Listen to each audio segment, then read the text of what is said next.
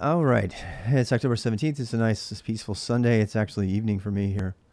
And I am going to be going for another 2 to 3 hours tonight, maybe more, working on getting the Kubernetes cluster to work in Docker only. And we're going to use what I call host containers, otherwise known as hosts. So we're going to do regroup, and start from scratch using just Docker. All right, and I wrote up the steps that we're gonna try to follow today. The steps are in there. So added. I'm going to put this here. Added overview steps to the README. So if you go to the README on this particular project, you can follow along. So I'm on GitHub, and the path is the same. So here it is: GitHub, RWX Rob, Lab Kubernetes, Hardway, Docker. So we follow the spirit of Kelsey Hightower's Hardway tutorial, except for we're just doing it with Docker only.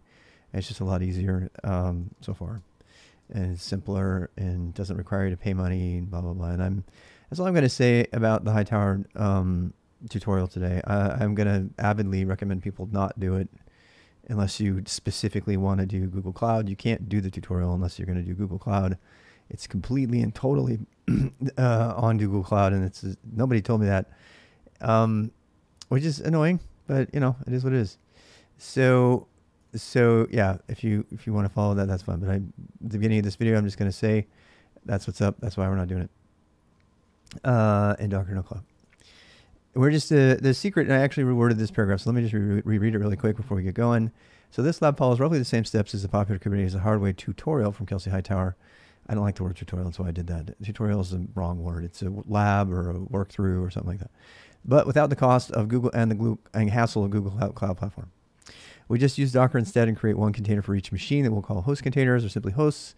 Host containers are easy and more flexible to set up than host machines, virtual or real, especially since we can just mount var run docker.sock into each, and everything ends up using a single Docker runtime engine. This is faster and easier to get through and focuses on the core learning content. We use the built-in networking that Docker provides to simulate different bridge networks and even data centers. So, and I just put a note here, this Docker approach is similar to what is used in Kind and Minikube. Modern Minikube uses Docker if it detects it by default, and it installs all of the stuff onto there. We've hit a couple of snags with using Docker containers as hosts, notably things like installing systemd and stuff like that if we want to simulate that kind of thing. A lot of the components that are used use it, but we got around it by making sure that we just use options that are more flexible, that don't need it. So that includes using Docker instead of containerd or Creo. Both are things that you might want to test, but not in this particular approach. Again, the focus of this, 0 to whatever, and I probably would want to call it something like Kubernetes the hard way. It's not. It is kind of the hard way, but it's really not. So this is the overview. Today we're gonna redo this. I've done it already, so I know it works. So I just want to regroup and do it from beginning to end with no help. I have Docker files and stuff for the images already created, so to kind of use as notes. But I don't plan on using them other than as a reference, so I can practice with the repetition and go through it. And the idea is that we'll first of all do it with just one node, one worker, and one node, and then we'll do it with a worker. And strictly speaking, we should probably do this with just a single worker, right? Maybe we should do that. We should do like a single node. How about that? So but just starting with the minimum, a single node cluster. So a single node cluster is everything running on the same node, and this is kind of like the stage 2, right? Stage 2. So, but I kind of like it better when there's like a separate network. But let's do a stage 1 anyway. So we should probably do like stage 0. Stage 1. So stage 1 is just to do the same thing. Oops, I put it here. Let's even simplify it more. The reason I want to do this is I wanted people to see it, and then what we'll do is we'll start to break the pieces out on separate machines. But I want people to see you can do it on the same computer. So create. Let's see, create a single node. We don't need a network. Create a single node. Okay, we don't need to put it on a separate network anyway. This is going to be even easier. We're not going to even create networks or anything. Create a single node to contain control plane and worker. Okay, so join worker to the cluster. I would say just basic, yeah. So we can say install control plane components. Control plane. This is what they're called. This is what they're called in the Kubernetes.io site officially. And then we'll install the worker components and test basically. Then we're going to join the worker to itself, to the control plane, both on same node. Test Kubernetes basic functionality. And obviously, you wouldn't do that, but maybe you want to fire up one. So let's actually do it with the simplest possible thing. This actually also helps to iron out all the dependencies that for what has to be on a computer, right? So let's do stage one. And I think I'm going to actually put stage one down here. I'm going to write the steps for it. I mean, we don't even do this. We can just do this like this, actually. Stage two, stage one, stage two. Yeah. I don't know, repetition one, rep one. Should we call it that? Rep one. So this is the first rep. Ugh, we're like, I don't know. Stage one. Stage two, phase three, whatever. All right, so I'm actually going to do stage one here because I want to someplace we'll write the notes, and then we'll move all this around if we need to. So stage one. So first things first. Create a single node and to contain the control plane worker. So this is going to have the instructions on how to do that. Okay, so put that there. Now it's create a single. Okay, so I don't know if I want to number these. I'm not going to do that. The numbers are up here. So this documentation is going to be kind of rough, but oh well. So yeah. All right. So let's do that. I'm gonna put the actual things to type in down here to do it, and those can go into a added overview steps and stages. Stage one is to create a single node cluster. To grok dependencies and concepts. And then stage two, we'll do that. Stage two is to create control and worker node cluster. Single control worker node cluster. And then I think stage three would be to create redundant control and worker nodes. It was an HA high availability control and worker node cluster.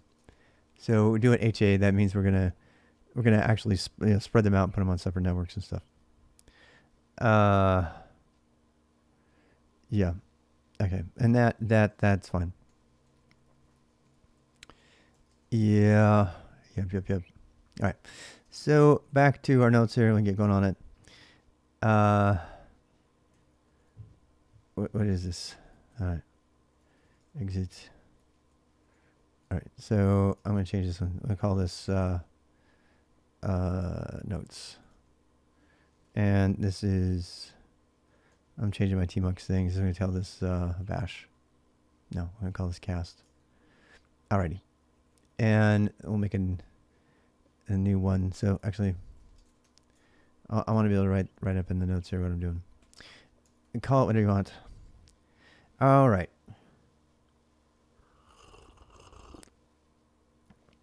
Okay, so we'll just use Ubuntu for our hosts. Our hosts will be running Ubuntu.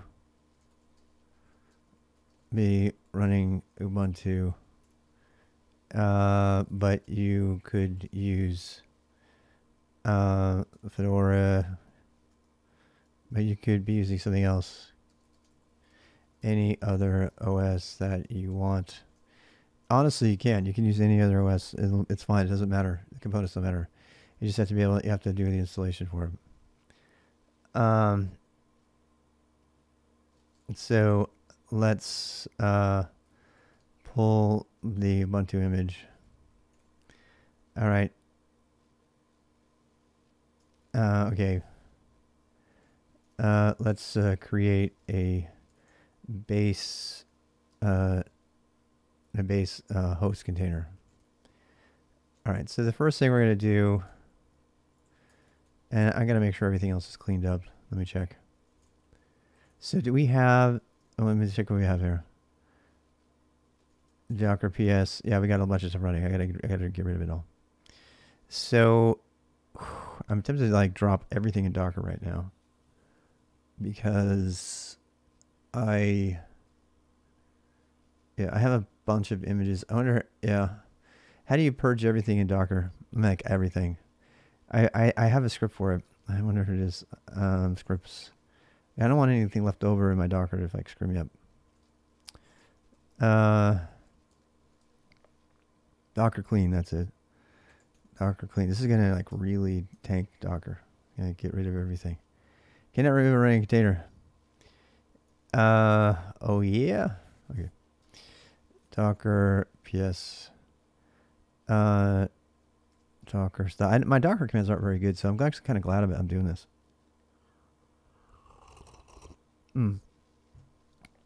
It's funny. My Kubernetes is kind of extended past my other stuff.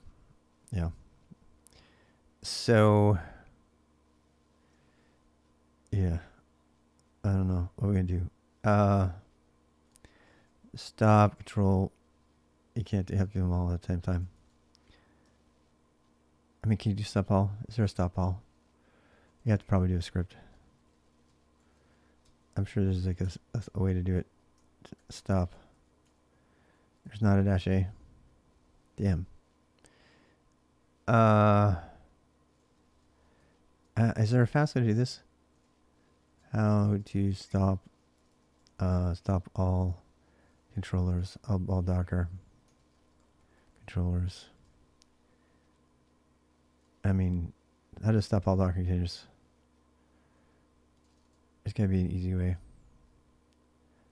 This is the time for me to learn it. So, Docker container stop blah. Stopping all containers. Container list -q. Yeah, that's what we want it there. I need an alias for that. Yep. Yep. New X. D stop all. Yep. Docker container stop the whole list. Container list. All right. D stop all. There we go. That's what I was looking for. So then we can do Docker clean. I should probably put that in my Docker clean. Docker clean. Yep. cd remove all. That's not the same.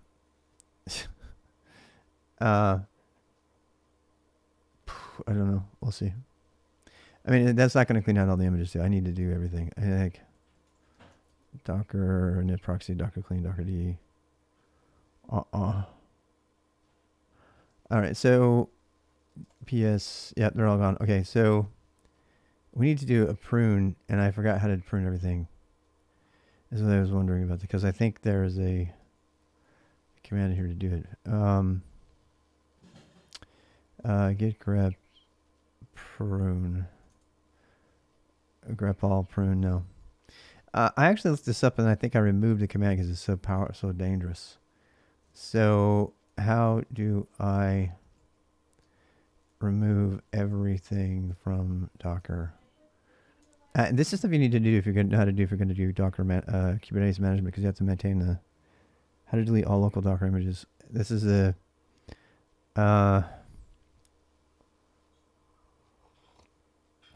Docker system Pruning is the one. Yeah, that's the one I've read about before. But there's another one too. Yeah, I'm pretty sure.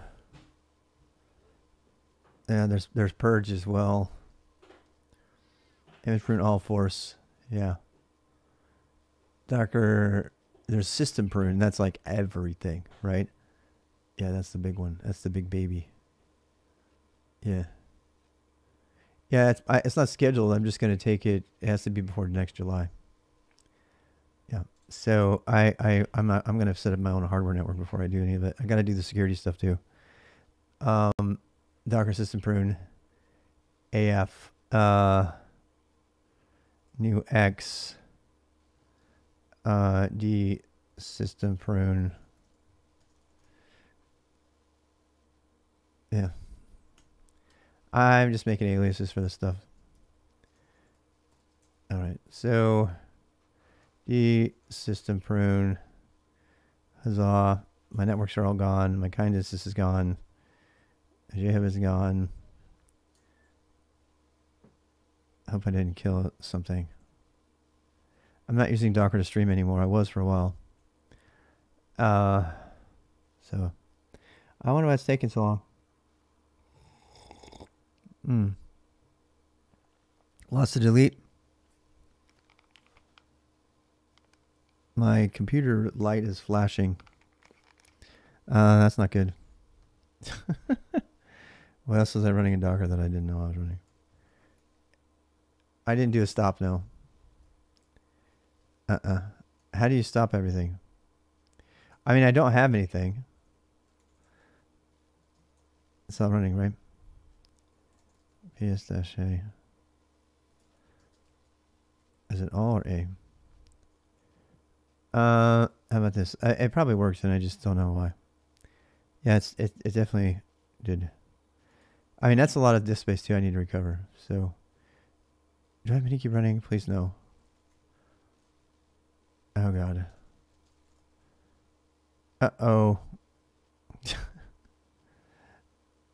That's fine. My Docker hub is gone, which I wanted.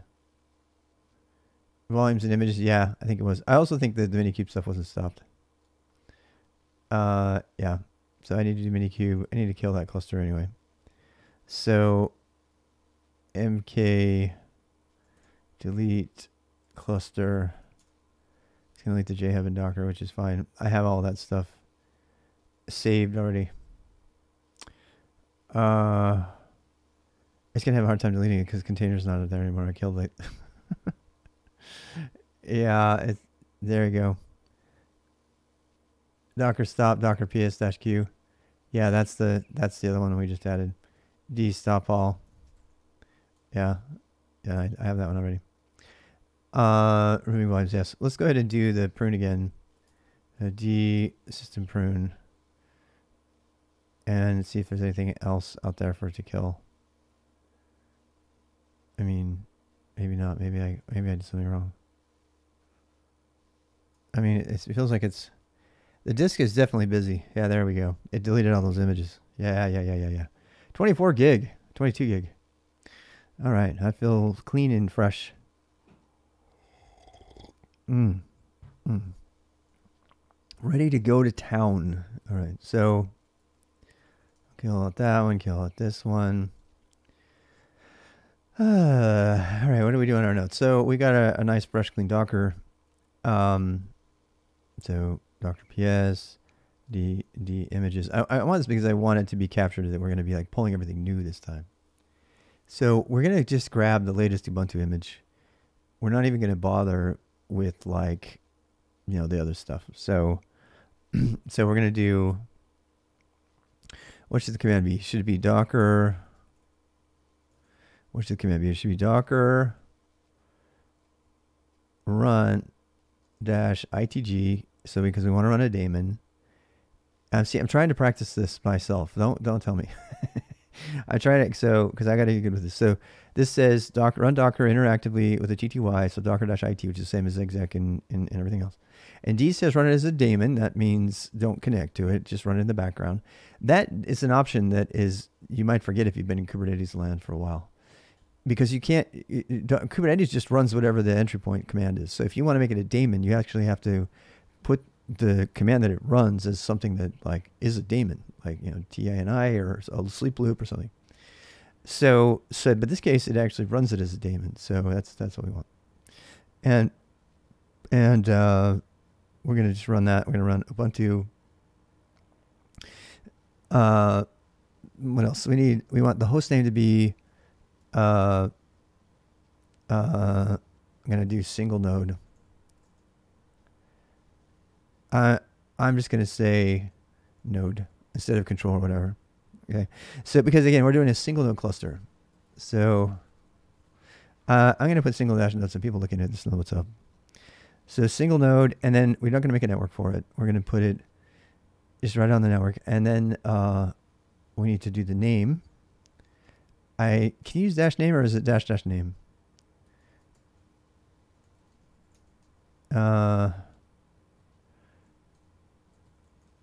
Where is it? Name. I can't remember if it's name or it's host. Host equals. And we need to mount the volume too. So use TLS. Ooh, no.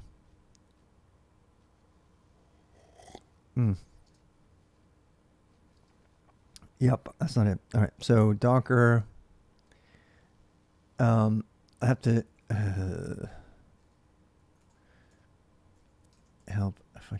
Okay. It's dash. We're gonna do V for the volume list to mount that. That I know how to do. I'm just trying to recreate the command. So there's a prereq for this whole thing is you got to know Docker, and I don't know it very well. I mean, I know it enough, but I haven't been using it for more than a year. So CPU period quota, no. CPU shares. Ooh, cool. I didn't know about that. Detach. Run it in the detached in the background as a daemon. Device lists, no.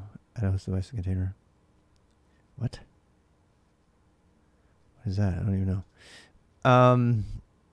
Custom DNS servers. I didn't know you could do that. You didn't know you could do EMD. There's like so much I need to learn. Expose a port or range of ports to the host. I'm thinking we're going to do that. We probably need to expose the Kubernetes port, which is what, 6443, right? I mean, we're going to try it. The thing cool about this is we're going to bring it up, then we're going to throw it away. Bring it up, and throw it away. And stuff. So we have expose. GPU's group attached. I'm just trying to think. I'm trying to help remember. This is what I'm looking. Host name. So the host name is the thing that pops up in, stuff. Interactive. We got that. I'm looking for the name actually. So L. We're not doing labels. We're not going to tag it. P publish. T TTY. Wait, where's N? Did we pass it? Where's N? Memory mount name. It is dash name. Damn it. All right, fine. Dash name because I want to type it every time. Name single node. I mean, let's just call it node. I don't care. Node. How about this? Single. Okay, so we're going to run a single. As it says, make the host name single. This says make the name of the container single so we can attach to it. And we have to tell it what image we want. We're just going to put Ubuntu, which will pull down Ubuntu Focal. And we don't care about the version at so much at this point. So we're going to go test that out now.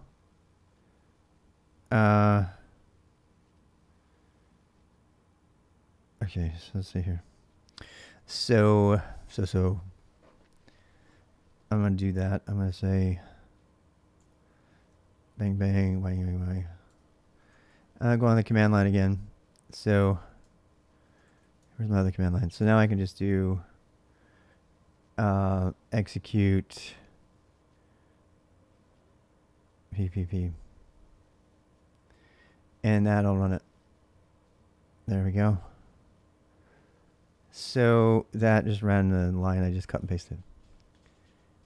And so we should have an image now. PS DPS, and there it is. Bash. It's running bash. I got a single command up there, and that's our system. So we got to do a bunch of things to it, and that's going to be kind of the focal point of this. I'm not going to mess with the build script today. I'm just going to write it all in the tutorial. And then we'll go back and build a script that takes care of all that happy, fun stuff. So that I don't like writing it in 3 places at once. It gets annoying. So we have a base image, and I'm gonna make an image called single.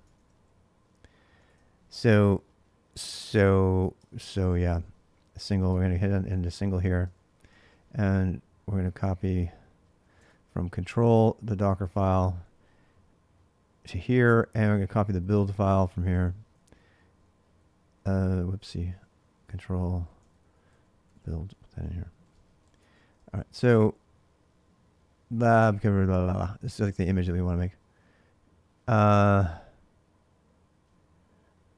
mean, lab Kubernetes hard way Docker control. I mean, that's a real long image name. Docker single. But this is actually going to be, I'm going to put this tag up on my own account as well, so people can pull it down off RDX-Rob if they want. So these images, they can pull them direct if they just want the image and they don't have to do the Docker file and build the image. So Docker single, and yeah, so, and I'm going to do that the same thing over here. I'm going to prep the worker and the control real quick. So worker build Docker hard way dash lab Kubernetes hard way Docker worker. Yeah. Lab Kubernetes hard way Docker base. And we might put some extra stuff on here, but maybe not. So I just want the names to be unique. Hard. So this is people following along. If they want to just use the image, they can. They don't have to make their own image. Although I am going to encourage people to make their own image. That's the whole point. Is like understanding what stuff needs to be on everything. So CD into the base, and knowing how to do Docker files and all that is a core part of this. Kubernetes hardway dash Docker. Okie dokie. Build lab Kubernetes hard way dash Docker base. All right, and install Docker. All right. We needed that and everything. That was in base. We're actually going to have to pull that down and run that. All right, Docker base. All right, gotcha. And build here. If you don't know Docker, you got to learn it. So single control worker. So this will build all of our images from the base, but the base is pretty freaking complicated. So I don't know how much. I kind of want to do the stages differently. I don't want to put in, yeah. So this is all stuff we had to learn as we went along. It was like, okay, well, what do I need here? And we had to do a lot of coding to get this up to go. But this is what you'd have to do if you're making a machine. You'd have to do this. So this is no different than making a computer to use your nodes in your environment. Like if I had to install, this is, yeah, it's harder work, but it's not as hard as setting up a base, virtual machine and setting up all that stuff on it and everything. You'd have to do that too. So there's no saving you from that work. That's work you got to do. So, but this is how we just start out, right? And we're actually going to build this image. I wish it were possible to create an image and just write to it, have it write its own Docker file, which would be cool, but impractical. So we know we got our image now. So Docker DPS. Okay, there it is. Okay, let's make sure we can connect to it. Then make sure you can connect. Make sure you can connect to it. Can connect to it. So, yep. How are we gonna do that? I'm writing down the notes there. Docker. This is kind of how I'm assessing myself by writing the doc. So Docker, if you can explain it, you can do it. That's kind of a thing.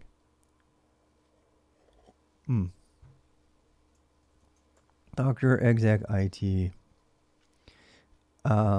single bash. All right, so there was a time I couldn't have told you that command. I couldn't have spit it out like I just did. Not too recently, like probably even this summer, like in July. I don't think I could have even told you what to type. So it's all incremental. Exec it, it's interactive TTY. Just remember -it. Exec is to reconnect to an existing one. Ubuntu is the name of the container because we went -- name, and then bash, and that's going to tell it what to run. And so we're going to run bash on there. Oh wait, it's not called Ubuntu. Duh, it's called single. Yeah. So here I am. Here I am root at single, and there's a bunch of stuff here that I can't do. So what is the next step? So within the next overview step is to create a single node for the controller plane. So according to the documentation, we have to have 4 things on here, right? Okay. Now we are ready to install all the control plane components and their dependencies. Let's start with the container engine. We'll use Docker in this case. Okay. So here's the hard part. So we need to install Docker on here, and all other dependencies. So yeah, all the control plane components and their dependencies. All right, so here's the list of the control plane components and all their dependencies. So we need, let's just take stock of what we have to install here. We have to install a container engine, and we'll do Docker for that. We have to install kubelet, right? I don't know what that means. We're going to put that there though. We need to install a kube proxy, right? And I don't know if that's a separate thing that has to be installed or not. The network, the kube proxy. I don't even know if that's a thing, but that's the thing that we have to install according to the docs. I'm just repeating what I learned from the Kubernetes.io stuff. So we need a kubelet, we need a kube proxy, and that's it. All right. Wait, let me go back and look at my doc. So if I go back to this document here, I'll try to go look at that. Search telecasted. Nope. What else we got? Nope. Oh, I gotta make sure to watch this today. Glengarry Grosh. I gotta save that. Yep. Here we go. No, that's not it. Yeah, this is from the AMA day. Yeah. That's from AMA day. It was really fun. We talked about a lot of good stuff. I think this is Gary Glenn Rossville. All right. So Andromeda Shift, I gotta watch that too. Like we were going like esoteric demo movies.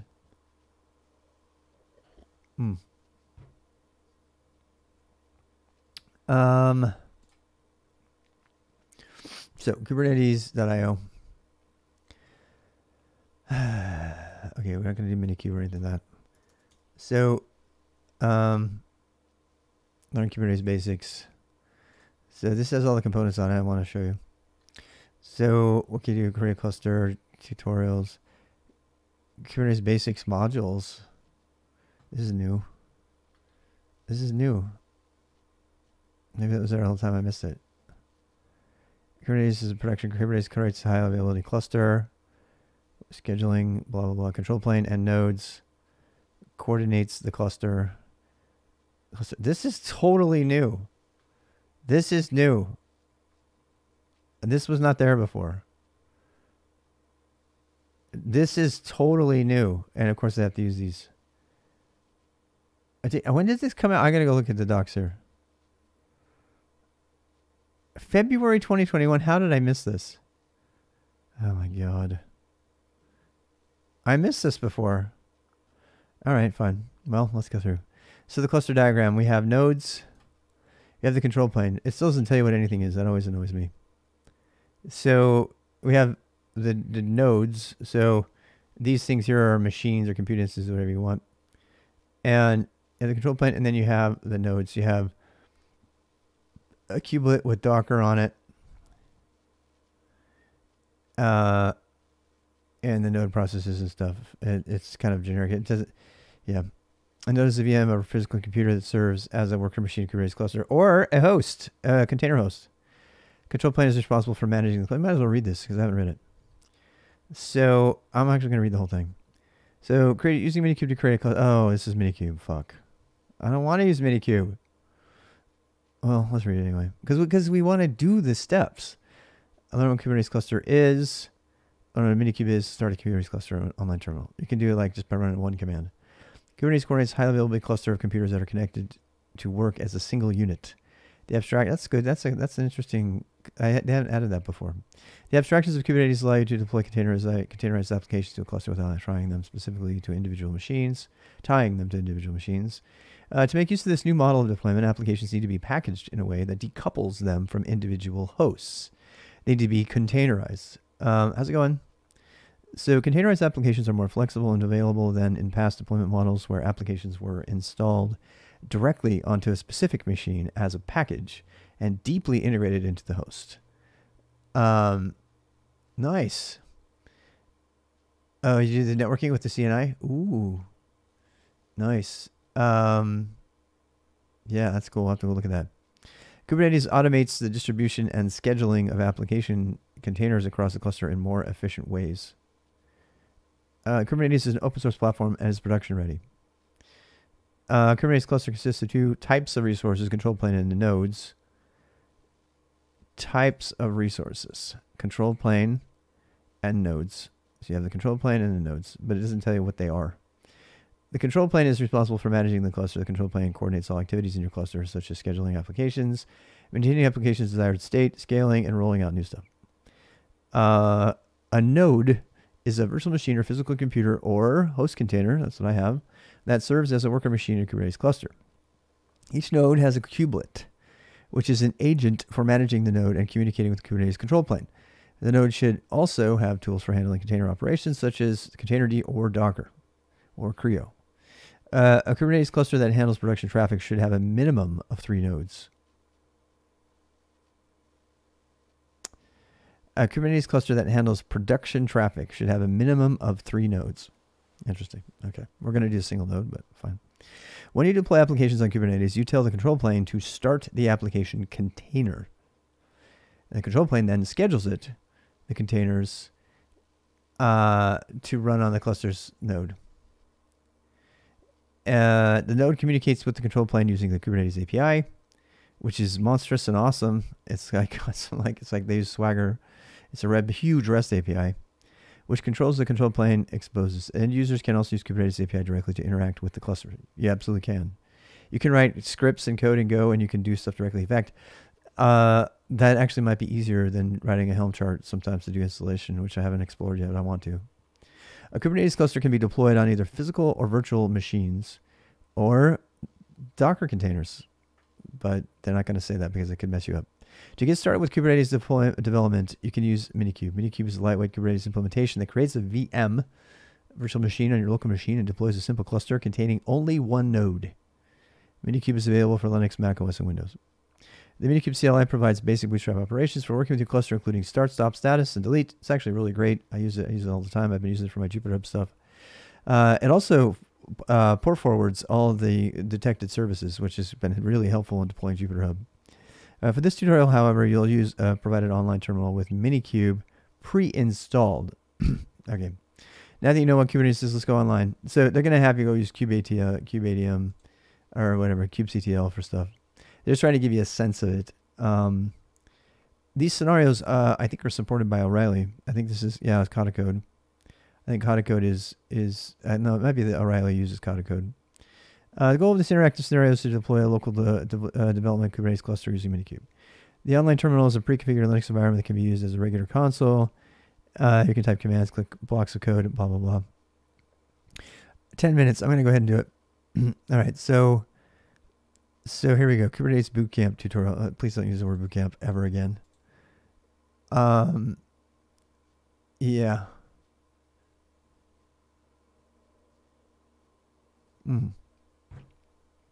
Cluster up and running. We already installed Minikube. Go ahead and do Minikube version. Let's do that. Minikube. I'm actually kind of sampling this to tell whether I want to tell beginners to do it, which is fine. We're going to do that. Okay, we see that Minikube is in place. Start the cluster by running Minikube start. Yeah, see, this is not. It's yeah, it's normally not this easy. It's going to use 2 CPUs of memory. Great.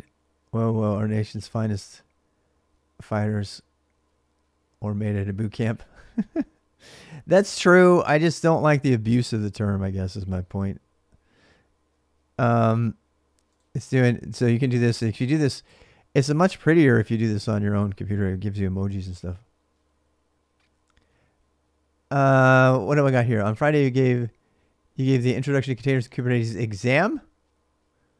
I gave all the Kubernetes and Docker part perfect.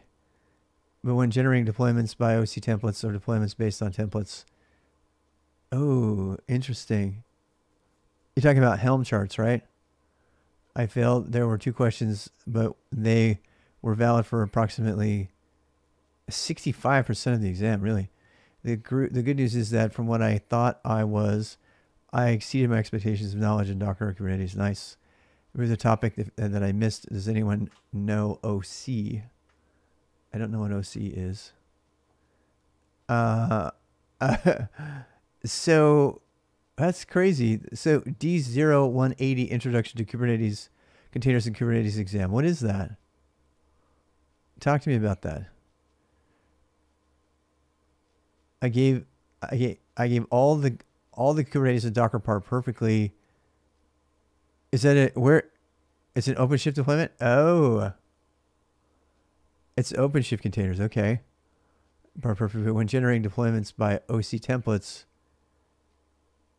What the hell? Oh, are they OpenShift templates? OpenShift container templates?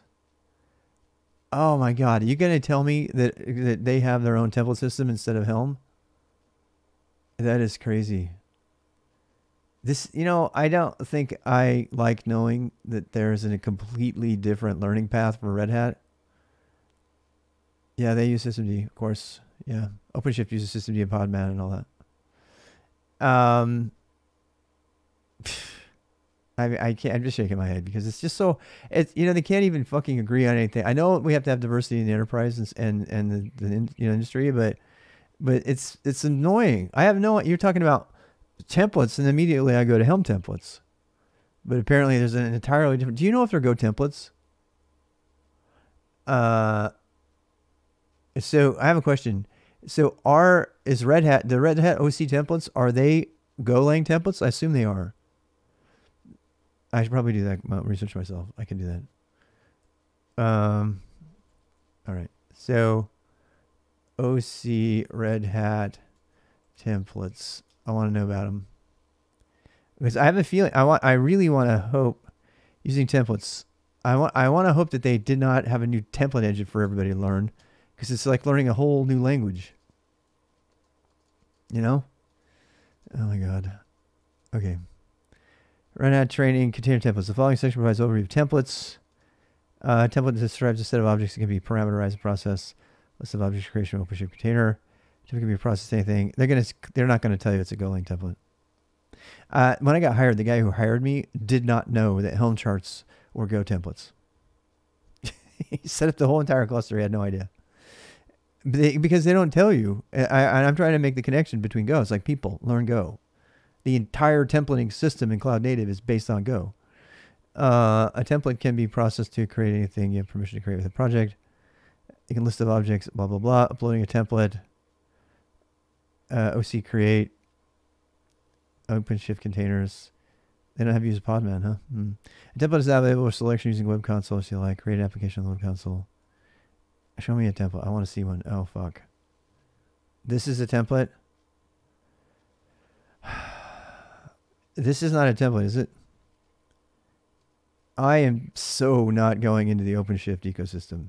Some of you have to do it, but the more I learn about it, the more I want to stay the fuck away from it. It's so different than vanilla Kubernetes. Creating objects from templates using CLI. Is this a template? What is a template? And this is YAML to the template. And then there's a thing.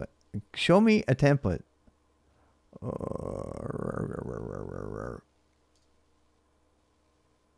I want to make myself feel comfortable knowing that it's a GitHub template. You have no choice. I know you don't. You're working for that company, right? Yeah, you do have a choice. It's just a hard choice.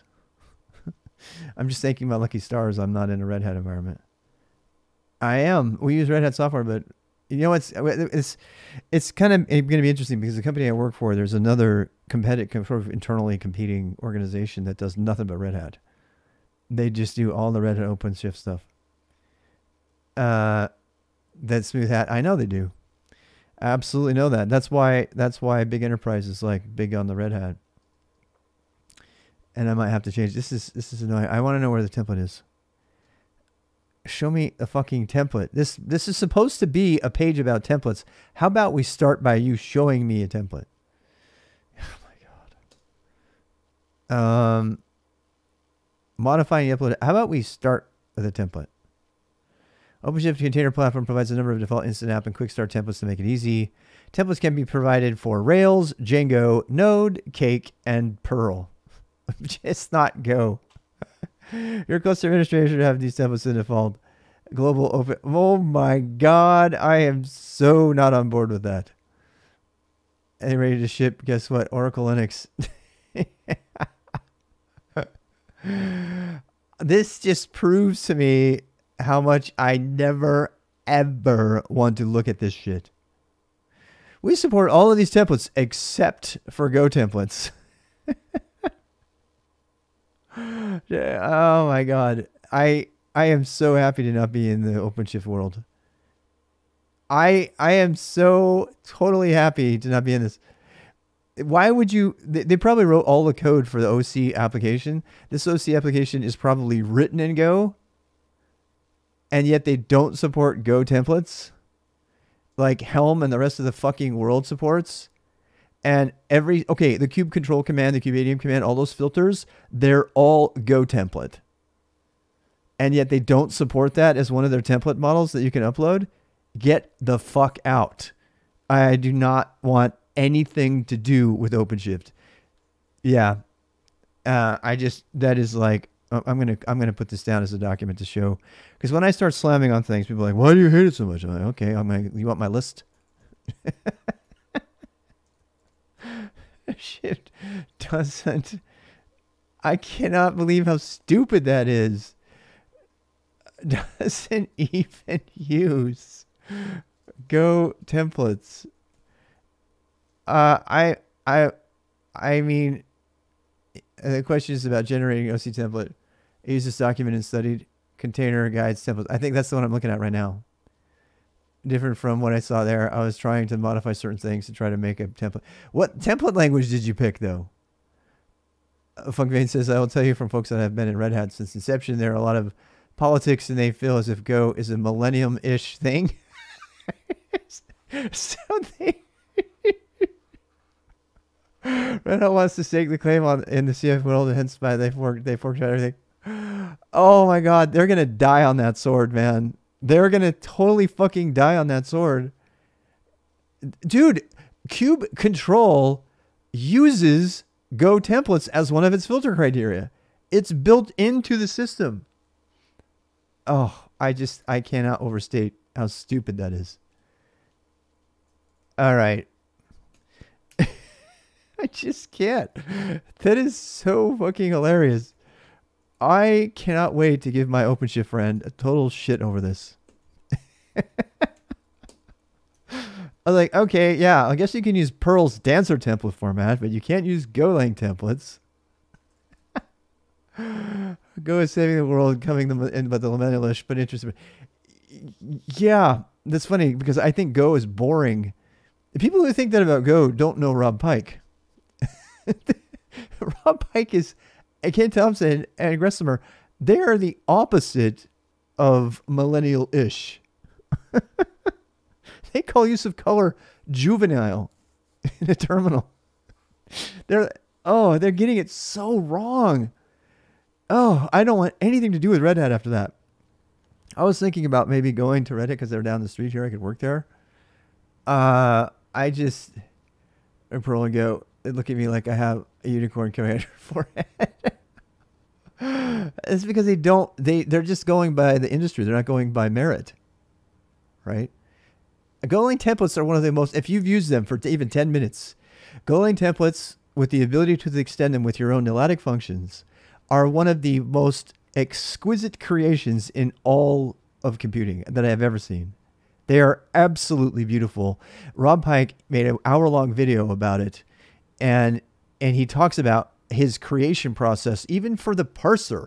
The parser, he uses this really wonderful way to do the parser. He spent a lot of time crafting it with handcrafted pride, and he talks about it as if he's talking about this great art creation he made, and it's so amazing. It's just so amazing. It's the absolute perfect way to implement a template system because it can be extended by the language itself just by writing functions. You want to extend, Hugo is nothing. Hugo is just a bunch of functions. I'm like, dude, it's Rob Pike, and the reply is, yeah, but I am like, what the fuck? I cannot win with, yeah, you can't. You can't because they don't follow it like you, my dude. They don't follow it. They're not reading about it. They don't know what the fuck they're talking about at the end of the day. You can like them, you can have beers with them and everything, but at the end of the day, they are so uninformed about where this stuff has come from, not to mention inexperienced with using the technology, that they have no basis for their comparison. You know, and I'm definitely opinionated, but I know better than to say, I don't know, you might want to consider what the creator of Unicode and the partial creators of Unix and C have to say about a language. Calling Go a millennial language just shows that literally says, I'm a dumb shit who hasn't read 2 lines of history about this language at all. I just, and I have no desire to do so. And that's the part that makes me call them a dumb shit. It's not that they're unintelligent, but they're making dumbass choices because they're not researching things. So they don't have time or for whatever reason. Yeah, I know the whole generics thing. I can't wait to talk about it on Newsday. Yeah. Yeah, I cannot overstate. I actually wrote a thing all about that. So Pike, I think it's kind of funny actually, because Pike is finally flexing a little bit more on the team. I wish he would do that more, because he shuts down their millennialness, for lack of a better word. They like do dumbass things, and he's like, no guys, this, we need to go slow here. We don't want to go fucking break anything. This isn't Rust. So, we want it to be unsexy and slow moving. We don't want it to be, hyperscript. Again, there are slim dudes that write C code in array notation instead of using pointers. Do they really? Okay. I think it all comes back to from the original fork. Yeah. They're Berkeley dudes, and that's the split in the Unix world. The AT&T versus BSD split. Yeah. Is the root of a lot. I have a feeling that's true too. I imagine Dennis would probably have issue with some of the stuff I've said too, but he's a big Pike fan. Yeah. So, I mean, I'm not completely aware of all the AT&T DSD dynamic, but I don't have words for how fucking stupid the decision to not support Go templates is in the OpenShift world. I will never willingly work with OpenShift after learning about this and a ton of other architectural design fails. This is so fucking stupid. Because the reason this is so dumb is because it actually forces everybody for eternity to maintain. You do not want multiple yeah.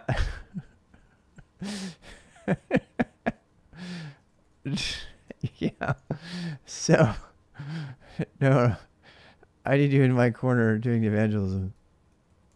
I don't know, man. I don't know about this. This is bullshit. Okay, there's two things wrong with this. First, why are they supporting so many templates? It might seem, this is like premature abstraction, right? Pick one. So this is just going to make code bases completely unintelligible. Second, there's no Go here. There's no Go template here, even though the kubeadm, kubectl, and pretty much every other fucking utility related to Kubernetes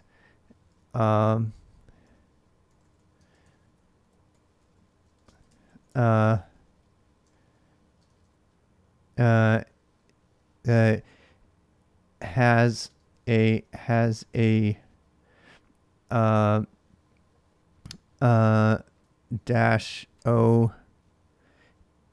-o Golang. Oh, what is it? Is it template or Golang? Kubernetes. I gotta go look. Kube control -o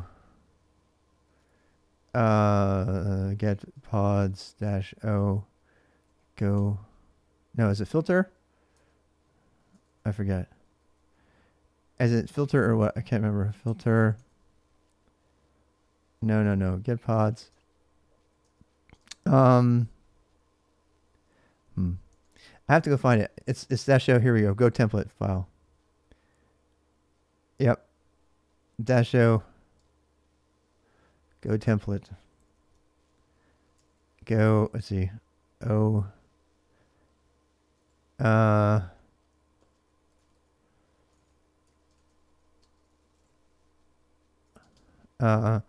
Hard coded into it. Why would you be so stupid to not include them given this fact?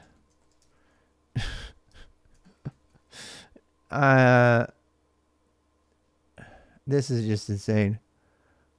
I think of the kind of grasps that there's a new dynamic called the cloud, and that the lingua franca of the world today is a fucking Go. It really is. Nobody wants to hear that, but that's the truth. Docker was written in Go. Kubernetes was written in Go. Helm was written in Go. Helm templates are Go templates. Helm was just added to the 2021 requirements for CCAD certification. So you can either certify in Red Hat shit, or you can certify in the tech that the Cloud Native Foundation is getting behind. Which one would you pick? Well, Red Hat would have you follow them and get it all locked into their system. That's what they want. Red Hat in many ways is the Microsoft, the modern Microsoft, the 90s Microsoft of cloud and everything else. They want to get you to buy in and to lock into the whole thing. And you know, sometimes I have moments of like a pause where I'm like, hey, I like Red Hat again. Maybe I could get behind them and stuff. And then this shit goes down, and I see tiny little things like this that were deliberately designed for lock-in. And the only thing it does is it brings back terrible memories of browser lock-in from Microsoft in the 90s. When Microsoft would slightly do their own thing without any reason to do that. They would make an HTML command that was different. They would make a JavaScript command that was a little bit different. They would do it all, and obviously the reason was to extend to destroy. And Red Hat is doing this.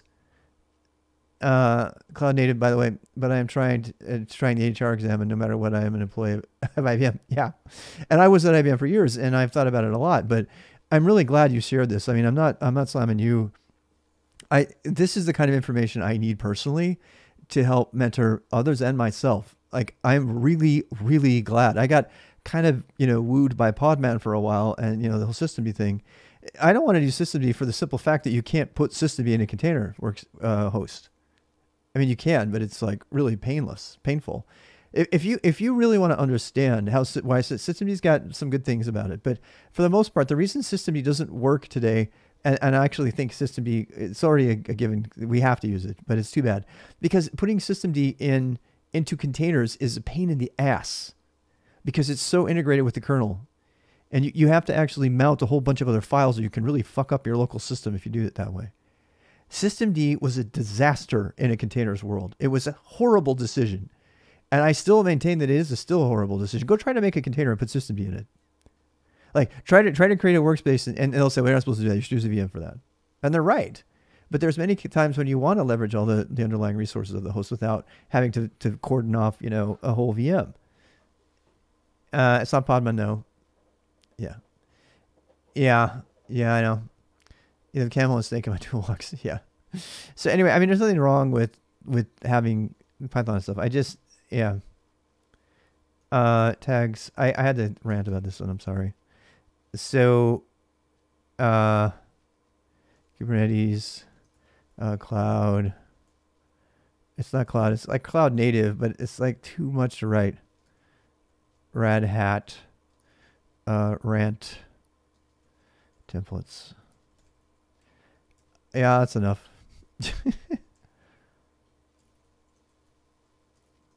All right. So Zet post last. So some people can read my rant, decide for themselves. That's how long it takes to write a blog post in my world. So you need me in a Red Hat corner? No, fuck no. I am not joining Red Hat. No.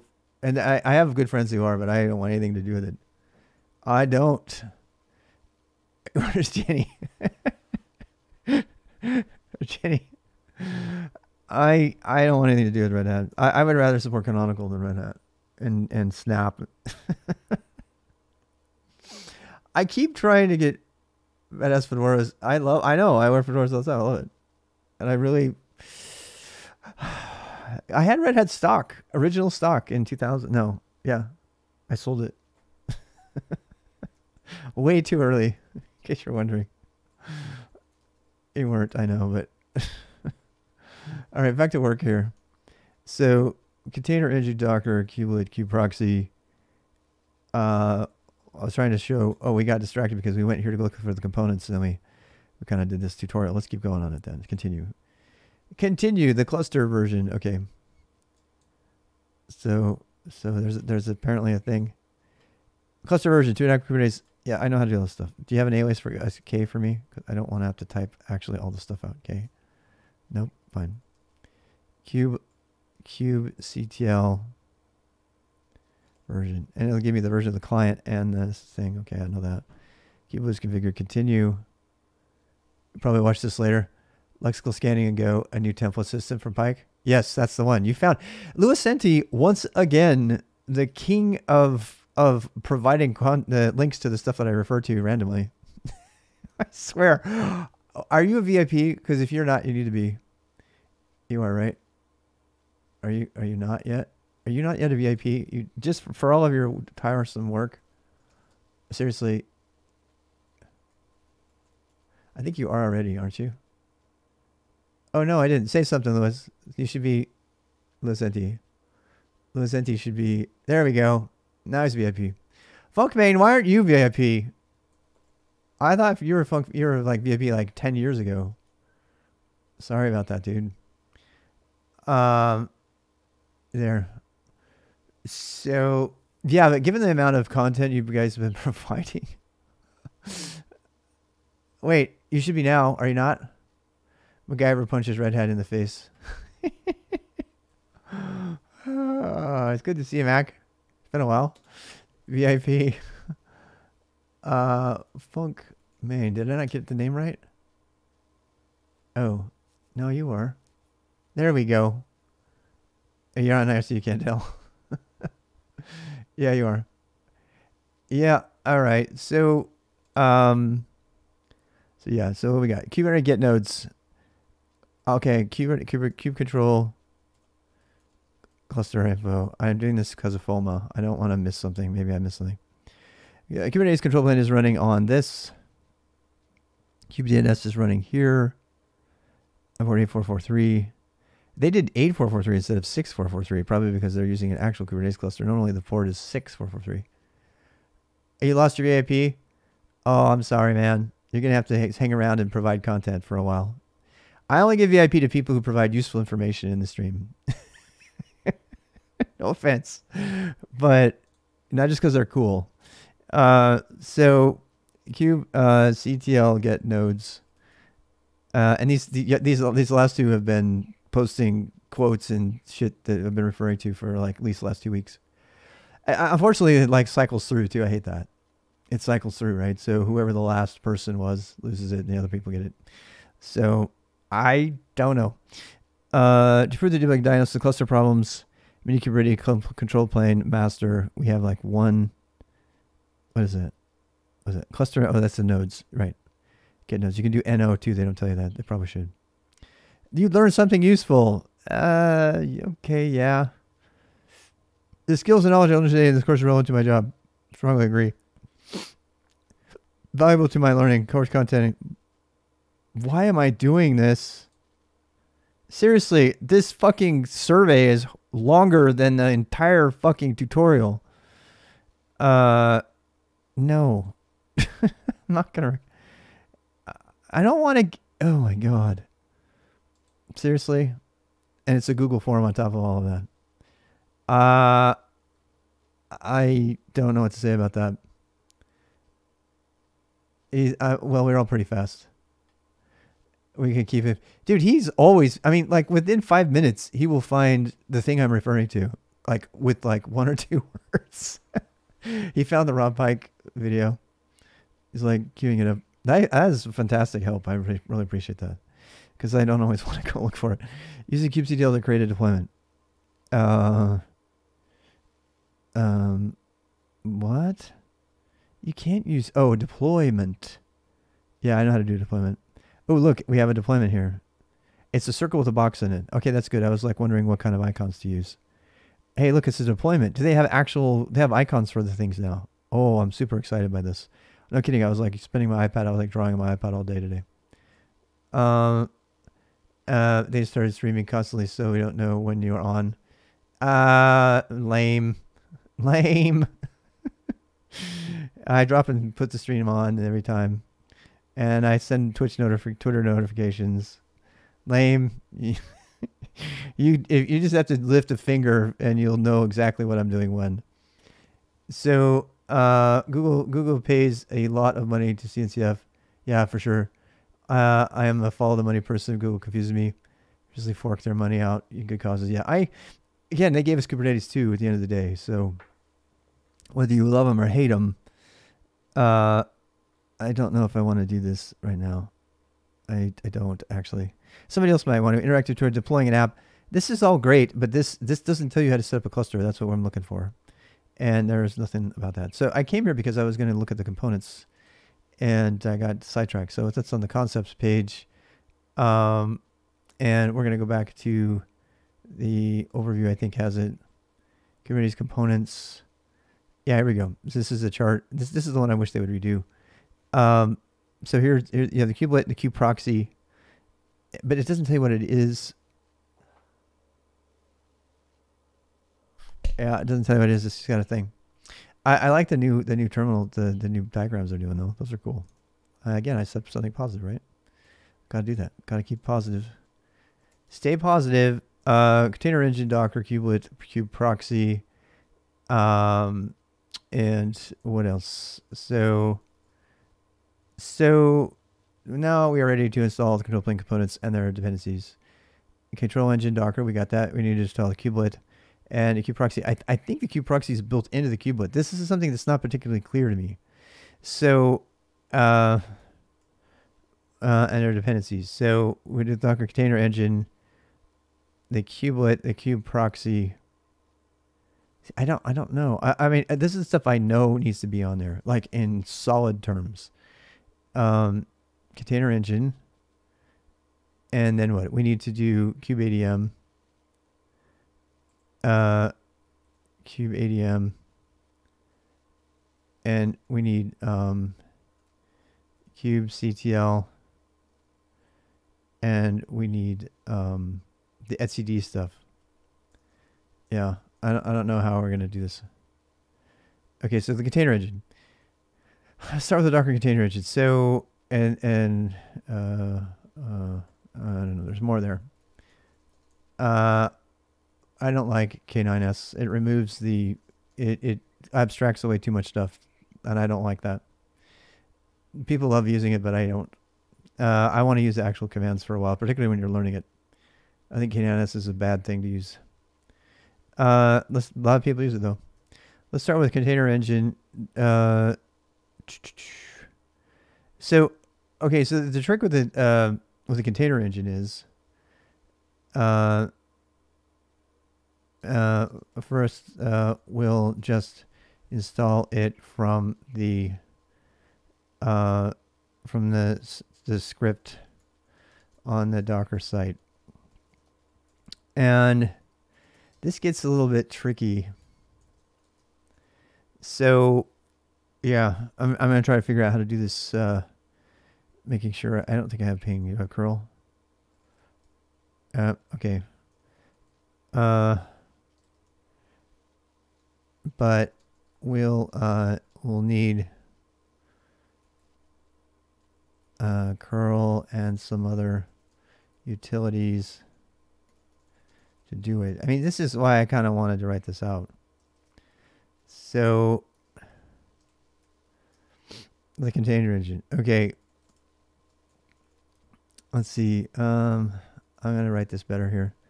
I'm also running Ubuntu.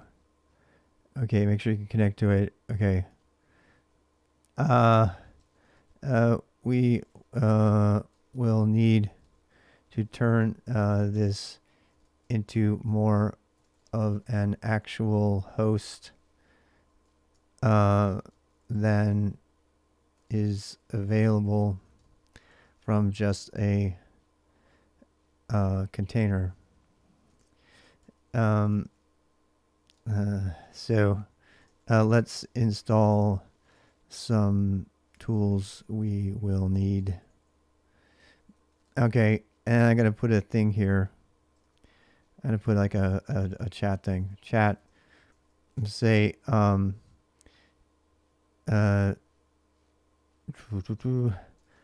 right. I'm gonna put attention with that. Warn. Write these down. Start creating. Actually, no. I'm gonna make that an official step. I'm gonna make that an official step. We need to turn this thing into more of an actual host than it is. Let's install some of the tools we need. Okay. So. So we need to do. First, let's see. First, we'll need. What do we need to do, guys? First, we need. Is a must at work with Kubernetes? No, it's not. That's factually incorrect. So a lot of people think that, but I don't at all. I'm new, but I've seen so many pros, including the people who built the entire enterprise that's running 5,000 nodes cluster in the cluster who haven't touched K9s, don't even know what exists. So, yeah. There's not going to be any K9s on any certification exam or any on-site contract work that you do, even though it's a client-side thing, I know. Security HIC was able to completely focus on the FOSS project full-time courtesy of Google. Very talented and deserved it. I love that. There's many, it's just like a mixed bag, right? First, let's get apt back into shape. Let's update app and do the usual things when dealing with a container. You might consider putting this into a Docker file as you go so you can save the work later. So we're on the system, and what we need to do apt update. Yep, it's the first one. Actually, we should do an app upgrade. App upgrade. App update. Upgrade gets you to the latest version of the thing. This is all Linux stuff. App update. Did we already do that? Okay. K10s comes out. Yeah, I mean, if you like it, use it. I'm not slamming it. I just don't have any desire to learn it. I think it's a waste. I don't. I would rather make a filter command or any number of aliases to do all the same stuff that I know and have control over. Plus, I also fucking hate monolithic terminal apps. I hate them. Like fuzzy finders and shit. I fucking hate those things. They're just so useless. And they detract you from learning actual Unix commands. Both engineers killing it. When you call it, right? If you're a good person to rate. Yeah, we'll have to do that. That'd be fun. Yeah, I hope he's doing good stuff. He's a nice guy. First, let's upgrade app and do the usual things when dealing with a container. You might consider putting this into Docker files. Okay, I mean, this is the basic stuff. But I don't want people here to have like I mean, this isn't really even the hard way anymore. This is like a tutorial. I mean, like a walkthrough. So we're going to need some stuff here. Let's see. Now let's get an editor and curl. Let's get Vim and curl. Yeah. Apt install Vim tiny. Apt install curl. Yep. I don't need the full version. I don't want Python. Is it Vim dash tiny? I think it is. Yeah, if you don't do that, by the way, watch this. Look at this. Watch it if you don't do the tiny one. Look at that. Look at that. And this is just Vim. Like, it installs a full version of OGG and Python and OGG, all kinds of shit. Like, why the fuck do you need OGG Vobis just to run Vim and MIME support? Seriously, people. Oh. All right. I could just die Vim, but there's no, you have to do Vim tiny. Yeah. If you get Vim tiny, it's like, oh, hey, I'm going to give you the basics. And the suggested package doesn't even make you have it. Oh, it requires a hexadecimal one. That's cool. So, yeah. I mean, this is just my style. So, and I'm not doing W fucking get. All of those fonts. I don't know if it's that. I don't know. It'd be interesting. It'd be interesting to know Yep. BI, Vim, component. Yep. All right. So, and now let's like during the control plane components. I'm gonna have to add some more here. Yeah, later. So, okay, components and their dependencies. Control plane components. Okay. And the control plane components are a little bit weird because they refute the kubelet, right? They refute to the control plane components in the higher form, but I don't know what they are, right? Kubelet, a proxy, kube proxy, and that's it. The container is the kube proxy, and what else? Kube proxy, the kubelet, and the containers. What are the control plane components? Here we go. So, node components: kubelet. I forgot the E. Kubelet, kube dash proxy. Kube proxy is a network proxy that runs on each node in your cluster, implementing part of the Kubernetes service concept. Kube proxy maintains the network rule and knows the network rules a lot, but I don't know what a kube proxy is. I don't think it has to be installed. I think this is the hard part, is it has to be there, but it doesn't tell you what it is. There's no reference to what type of things there is here. Powerline plugin.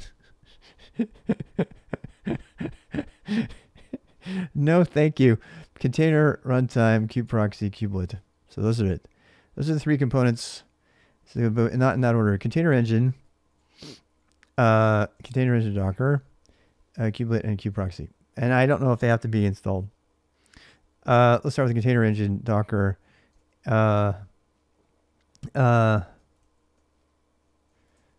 Okay, let's see. So, even though we will be running Docker, even though we will be cheating and using the host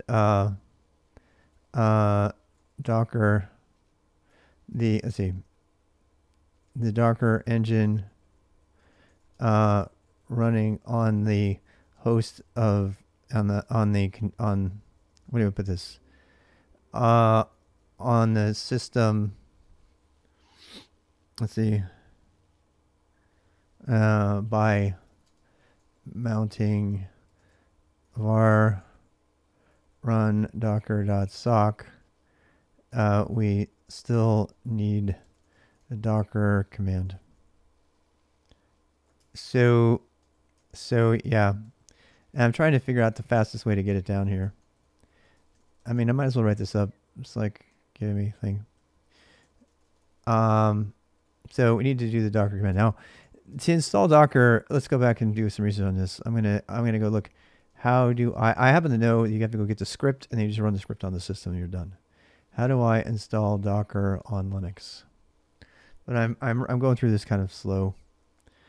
Docker documentation. Docker Desktop helps you build. They have Docker Desktop for Linux. That's just coming up now, I guess, because I want to get the subscriptions. Yeah.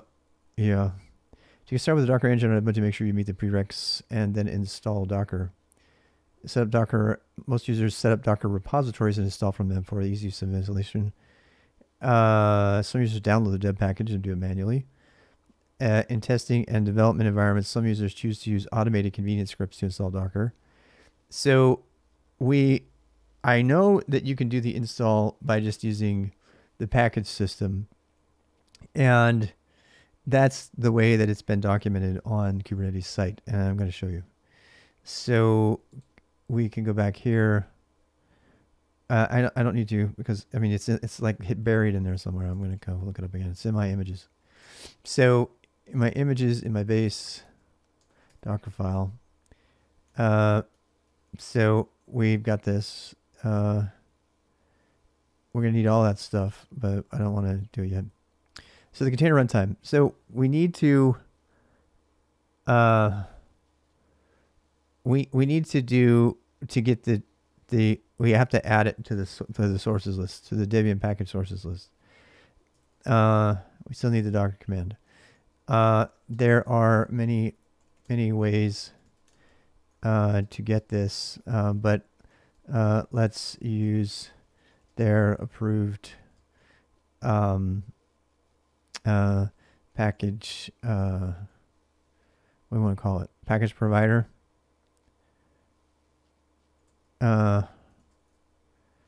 Okay, so this is where we need to do this. We're going to grab curl. We don't have curl. We're going to need GPG and curl for that. Okay, so vim curl. Let's see, what else do we need? GPG and GPG, so we can do the installation using the package manager. So we might have some other stuff that we have to do here. GPG. I don't think that's actually even the thing we have to install. It's GNU GPG. All right. It's GNU GPG. Now I could have done it like this. GPG. I'm writing it out so people can like follow along, and then we can make a script. I don't want to confuse people, you know. So, SH. No, don't need that. Apt transport HTTPS. I think we need that. Yeah. Now let's get vim and the packages necessary to do installation. I don't know if we need it. I mean, we're going to try. I mean, I could just get that other. All right. I don't know if we need it, so let's try it without it. I'm going to try. I'm going to be really minimal. So can we even execute this command? Let's try. So I'm going to go save it. Wait. 4. All right. Oh, well. We're going to pipe that into I'm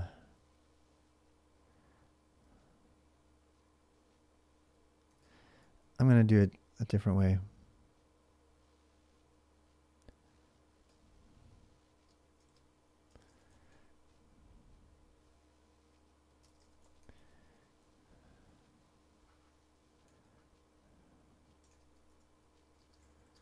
We have to update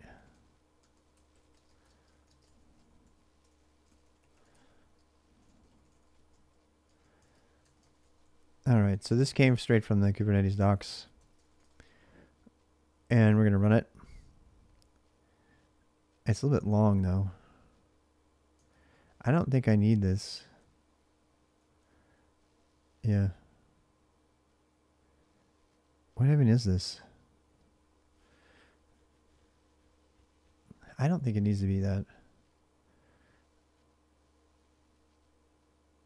I mean, that's fine. That's fine.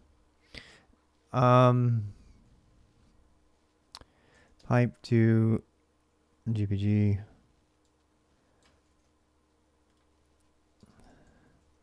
And we're going to dearmor it.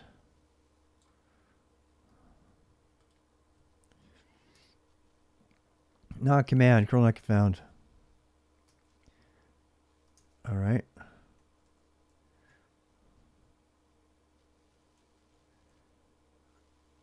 All right, so vim tiny. I didn't need to do that, but well. Can't find vim tiny. We did already. Oh, it's vim dash tiny. Nice. I caught that. We have that already. So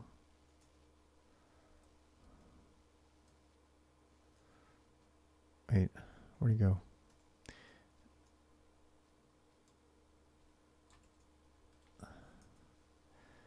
Seven. What is that? Oh, that's GNU. Yeah. It has SQLite in it now? When did it have a SQL? When did it have a SQLite dependency? That's interesting. GNU GPG has like come a long way. Yeah. I was not expecting that. All right. So now we can try our other command. Build writing body. Trying to guess what you mean. Did I do it wrong? Maybe I typed it wrong. Hey, there's my key. Mm-hmm.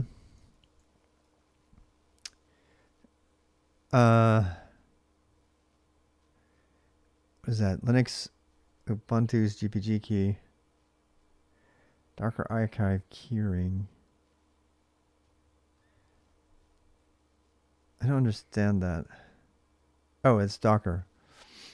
Yeah. So what is that? We'll call that Docker. Docker dot what? Public key. PGP public key.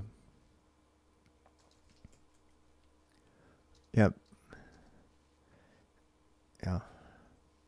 I'm gonna do this slow way. So there. I am, because I want to be less cryptic.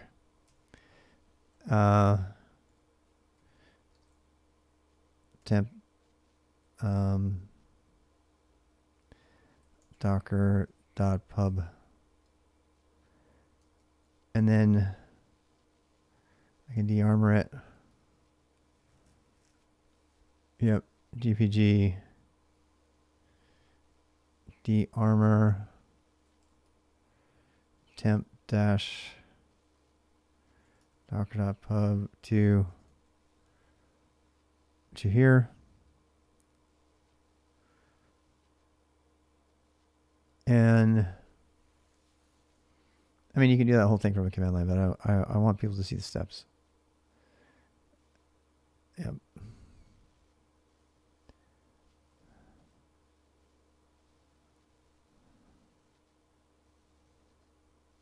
This is docker.pub I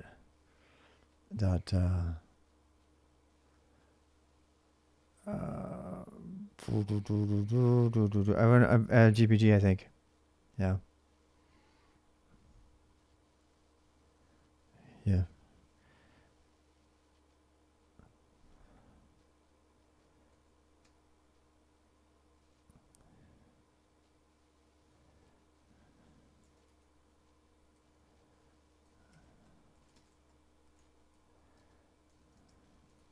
I don't think I need to do that. I think it'll do it in its own spot.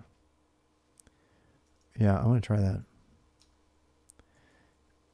So, sue me, but I'm going to try to do this a little bit more. Break the steps down for beginners. So -o temp docker.pub is your pub key, and then GPG dash de-armor as opposed to ASCII armor. I spell it right. De-armor armor temp docker.pub. Want to know what commands especially mean? I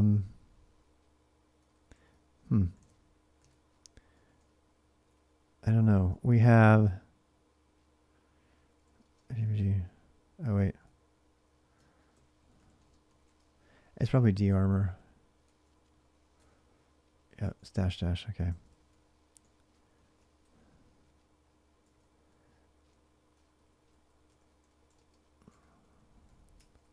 I mean, I'm spending a lot of time on this, but I want to have a recreatable resource, so I might as well spend the time doing it.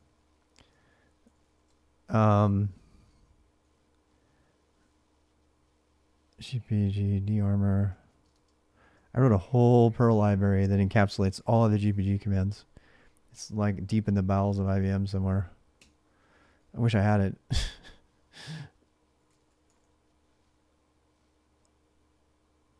Bob Ross?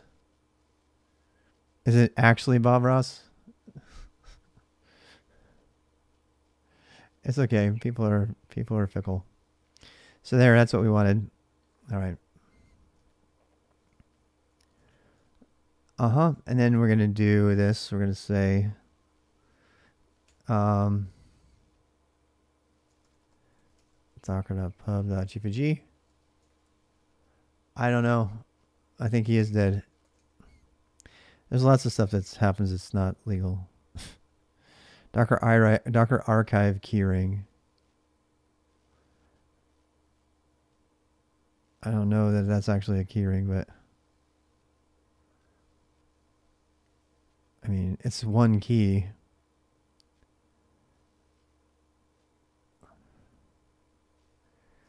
Move user share keyrings. Yeah, I don't think we need to move the whole thing. I think I can just do it like this. Yeah, I'm like breaking the steps down. People might not like that, but I don't care. That's what I'm going to do. So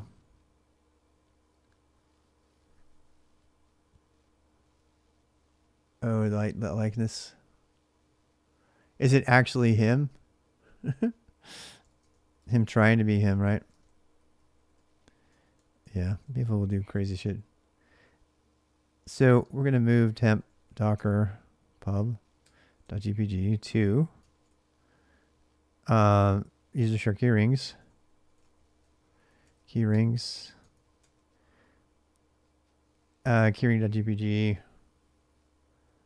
I guess we could give it a name. Docker-archive. I guess we probably should do that since all the others are doing that.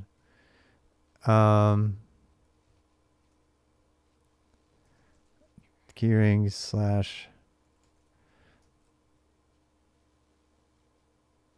/ Docker-archive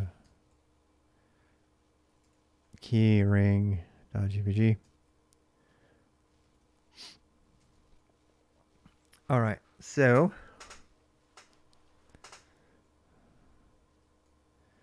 yep, and I can see the steps and see what's going on. It's old shows.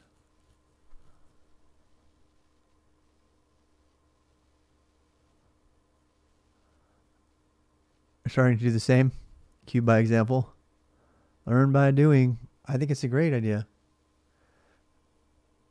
Kubernetes, multiple learning paths. Yes, they're realizing that if they don't do it, they're not going to be able to hire people. It's like corporate America has finally figured out they have to train people, otherwise they're not going to be able to work for them. And they have to make it easy. They can't keep charging money. People who don't have money, that's why they need to learn the skills so they can get money. Oh, it does have a check mark. Interesting. I don't know if the check mark means it's legit. It just means they're a partner. Yeah. Docker pub GPG. Docker archive keyring. Okay, so I've got all my commands here. I'm breaking mine down. I know I'm getting rid of the one-liners here. People can make their own one-liners out of it if they want to later. Okay, so there are many ways to do this with this. Let's start with our approved package provider. Okay. Well, let's start. Let's see. Let's use the official Docker package archive.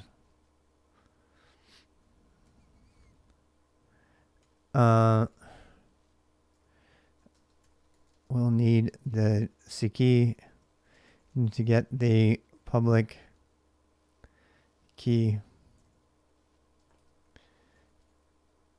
from Docker. I'm breaking all the steps down. Sue me.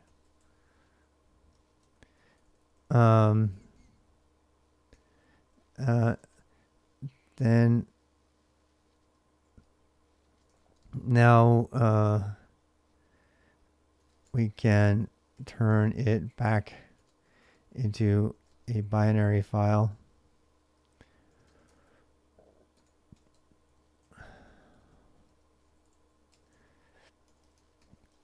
and add it to the key rings that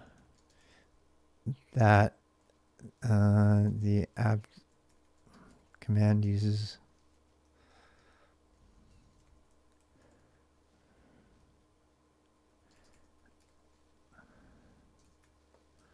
I don't know about colons. I always go back and forth about whether I should use colons or not.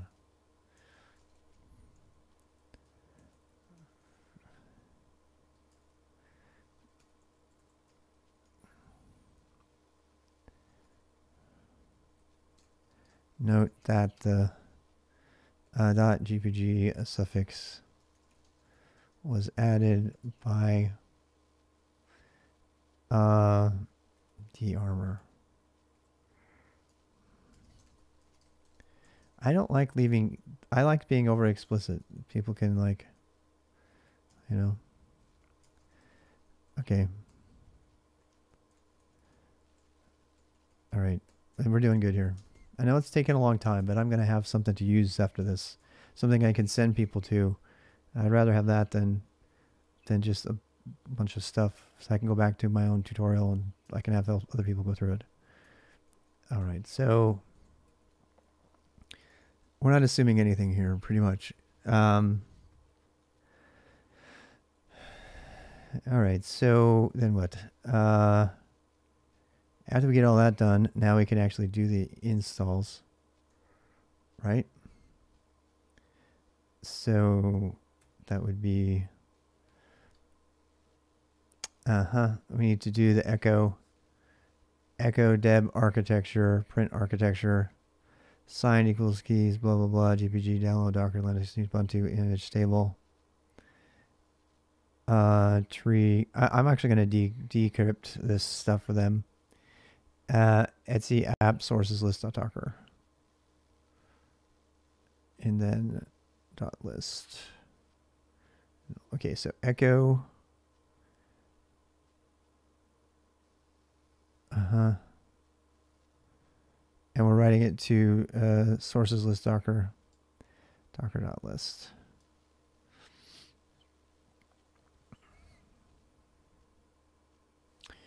Yep. I used to remember doing this by hand. You guys remember this? When's the last time you did it? You actually changed the package thing by hand. Do you remember in the pre-PPA, install PPA days? Oh, it kind of brings back memories. It was so long ago, though. That's why I'm like going through this again. So if you want to know how the source system, you used to have to do this on your own. You have to do all of this on your own. So source list.d. What do we got here? Anybody else? No.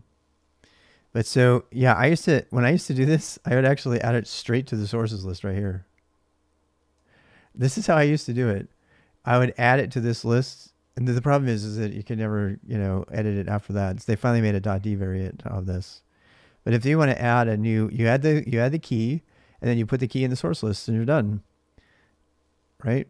So focal-security, multiverse, focal-updates. It's important that you look at this so you can know what your version is. See, because this is focal right here, right?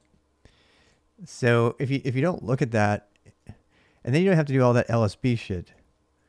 So I'm glad we're breaking this down. I feel a lot better about it. Okay, so now we have to add this key ring, the file to wait. How do we want to put this? Now we have to add the Docker package archive to our list of approved app archive sources. You could just add it straight to the Etsy app thing if you wanted to.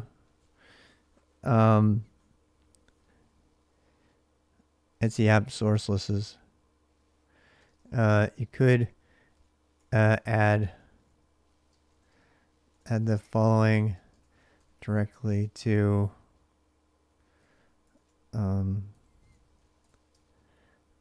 etc app sources sourceless.docker.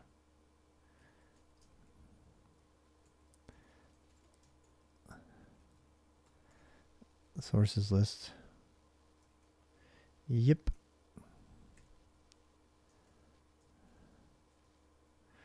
But it is probably better to add a file to the etc sources list.d directory instead. All right, so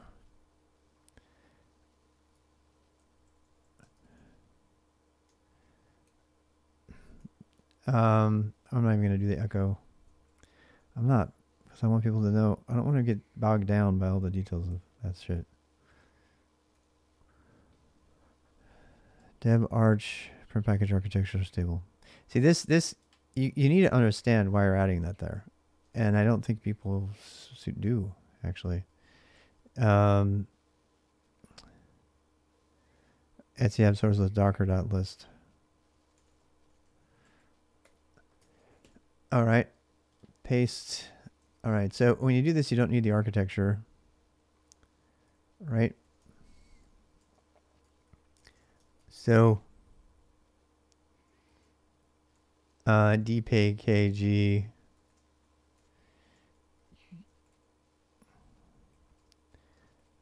print architecture AMD 64.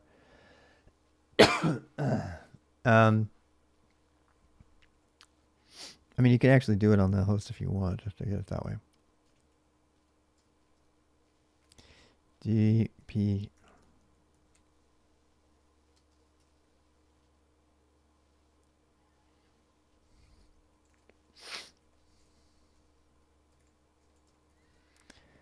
AMD 64, right? Okay. More notes.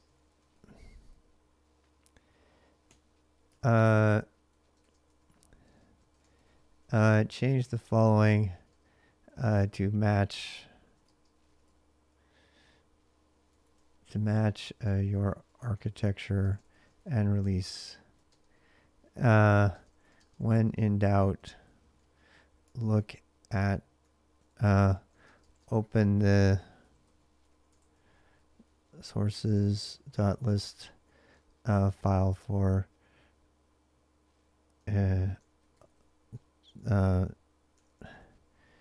to see what should be in yours, or use dpkg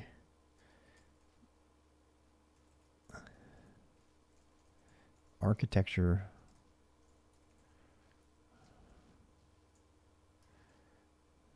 and lsb release -cs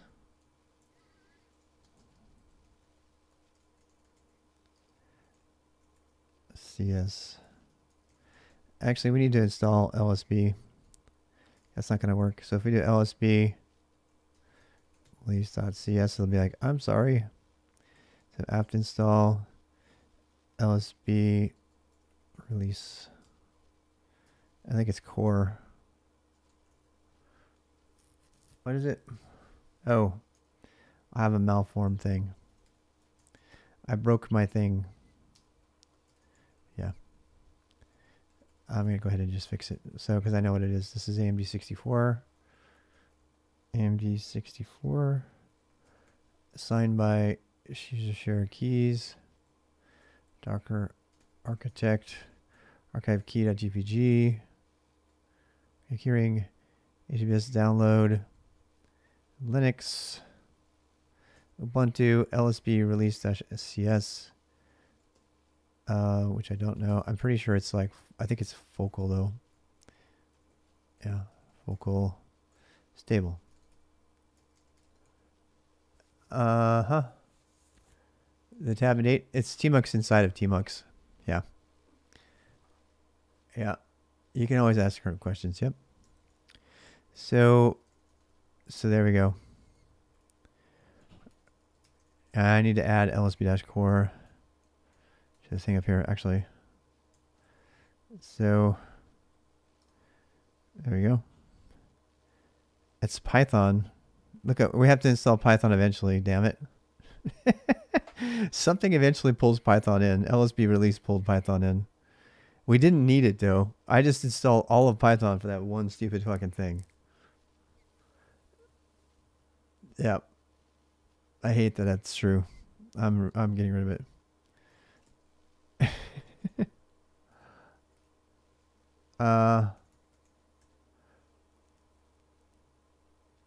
Screen is great, but tmux is, I use both because sometimes you don't have tmux, right?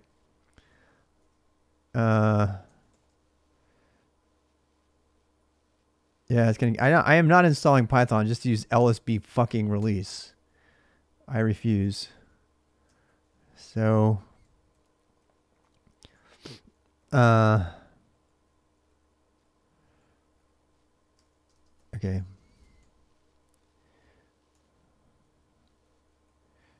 All right, so I actually have this here, so I can go cut and paste this.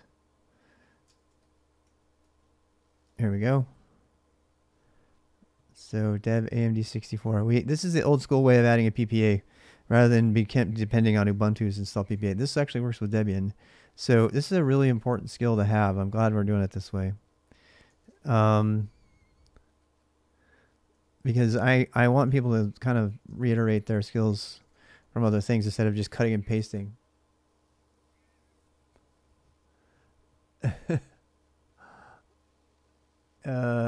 Whoa. Did Russia win international? Nice. I had not noticed. All right, so what do we got here? We got all right, so we're good to go. We can actually do the install now. Do apt install. And now we can Docker it up.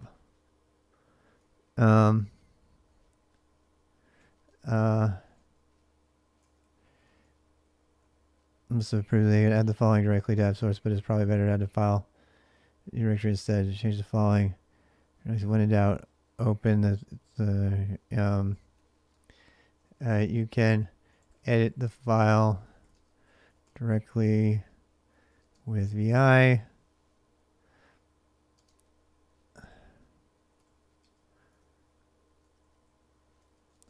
Or just echo it to the file. So I'm telling people stuff about Linux that they might not know. So I know that seems, bad, but I'm actually not going to name this the hard way anymore. I'm going to change the name of it. Yeah. Open source community likes it. Interesting. Yep.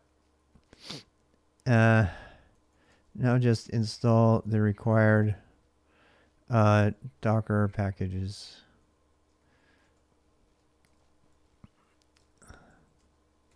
So apt install.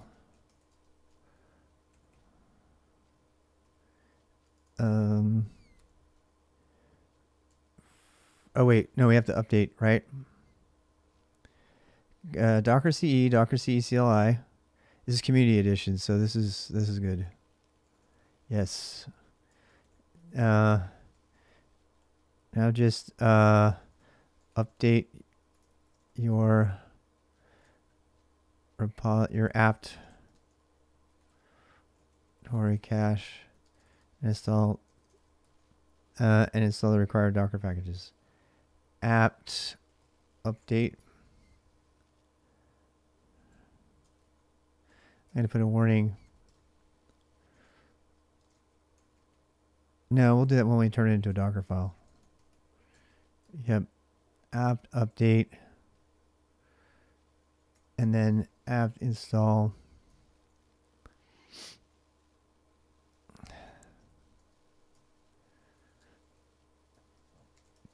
Docker.ce community edition.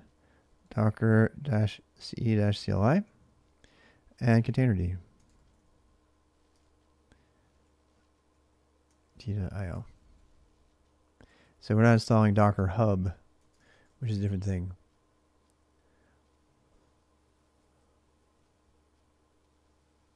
Really? Didn't realize that. I didn't realize Screen had that many problems. I haven't looked at the source. All right, so we're going to do that for install, no wait, app update.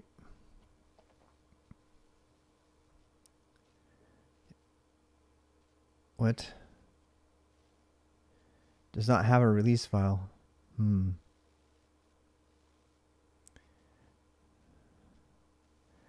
Can't be done securely, is therefore disabled by default. Huh. Oh, here we go. Focal dash secure and release. Huh. I wonder. I'm just gonna go see what this says. My God. So much shit you don't need. What, are you kidding me? Seriously? Oh my God.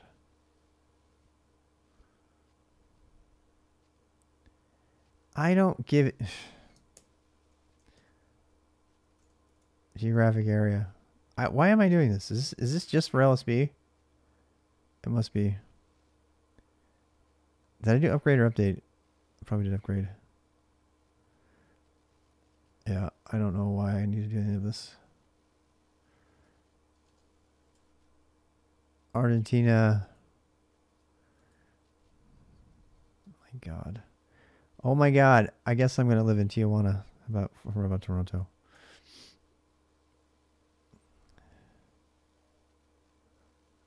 Wait, what did I do? It needed all of that for LSB core? God, remind me not to do that next time. LSB release is way better.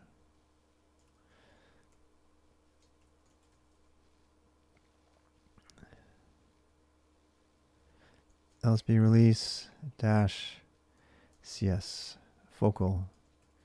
That's what I put. I put focal here. Yep, Ubuntu focal unstable. Etsy.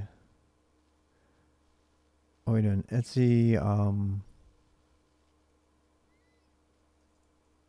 apt. That's apt and apps. Etsy apt sources list. Deb focal dash updates. Focal main restricted.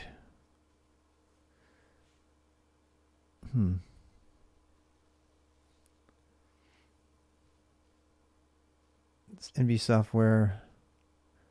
Supported by the also please note the software in universe will not receive any review from the update security team. Interesting. Configurable and easier to extend is because how simple the code is. Yeah. Yeah. NV software from the repo is entirely supported. What did I do wrong? I have this exact thing. Is it focal universe? What did I fuck up? I mean, what is wrong here? Is something wrong? Focal stable. Is there not a stable? Maybe there's not a stable. You know what I'm saying? It's like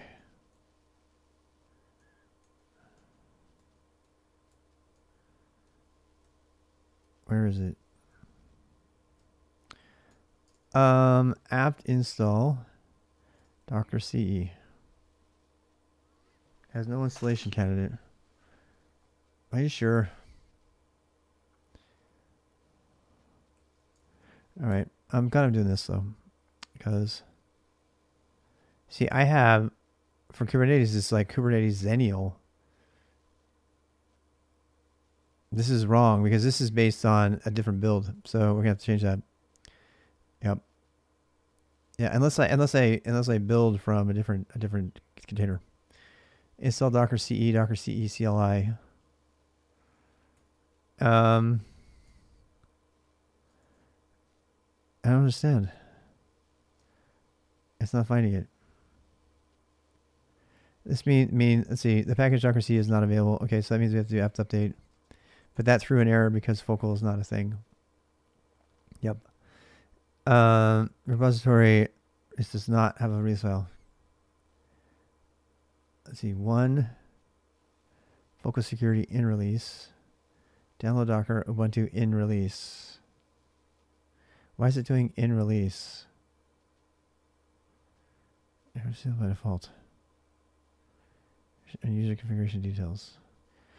I wonder what, I mean, I want to understand this too. I don't want to just pass it. Yeah. It's the social Docker.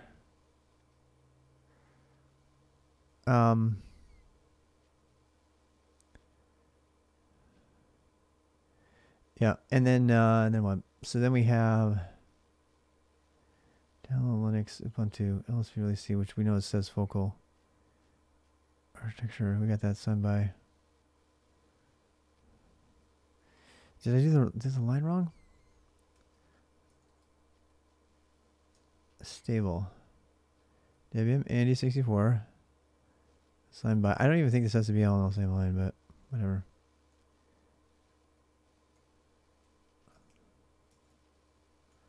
I wonder if that's the reason. HTTPS, download Docker, Linux, Ubuntu. Oh. I have it focal and stable. I think it's supposed to not have that.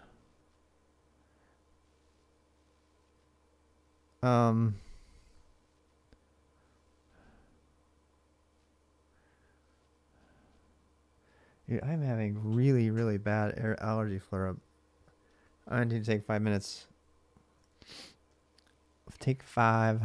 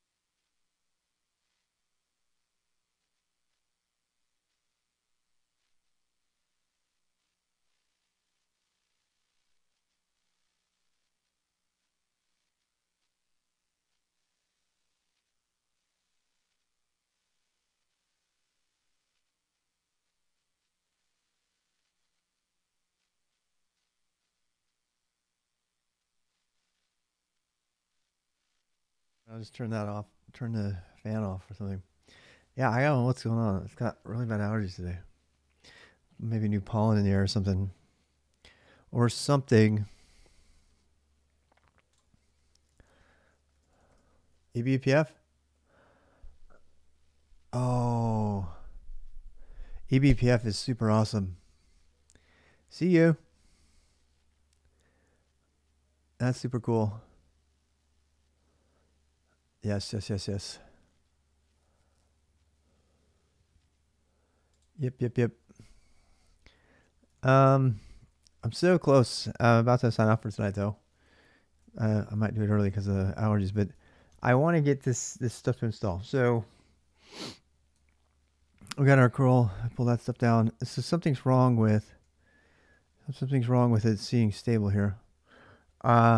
It's supposed to be Ubuntu focal stable. So apparently there's not a focal. I'm going to have to use a different Ubuntu image instead of focal in order for this to work, because this isn't working.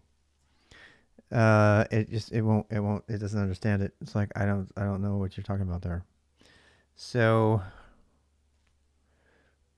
I probably have to put a colon after it and get the right exact Ubuntu version. In this particular one, I don't know what I was using. Base image Ubuntu. It should have worked. Focal should work. So maybe there's something else missing. I don't know. So Kubernetes, let me see. What's up with this one though? Kubernetes list. Kubernetes print architecture, we got that. Share keyring, we got that. Docker download Linux / Ubuntu with no slash. Oh, Linux space Ubuntu. Maybe I got something wrong in there. Something I configure is I got something I get wrong here. Docker download Ubuntu focal. Apt update. App secure man page for repository. Updating a new repository can be configured securely. Linux Ubuntu release does not have a release file. Let's try something. Curl. I mean, this is good. This is a good. I need to get up to speed on packages again. So much of stuff I need to redo. Go ahead and look at that. Resource request ID, host ID. Move temporarily. Lol. -L to grab the new one. Index of Linux. So this has CentOS, Debian, Fedora, Ubuntu. Am I not doing Ubuntu? I thought it was. It's not Linux / Ubuntu, is it? Oh my god, I think it is. Yeah, it is. All right. Well, that explains it. It's good for me to do that. So it's actually Linux / Ubuntu / focal, I bet. Maybe not. Maybe not. Focal stable. There we go. All right, that was it. So yeah, that caught me off guard. So it's Linux / Ubuntu, and then space focal space stable. Okay, got it. Good. I need to be reminded of that. I haven't used that in years.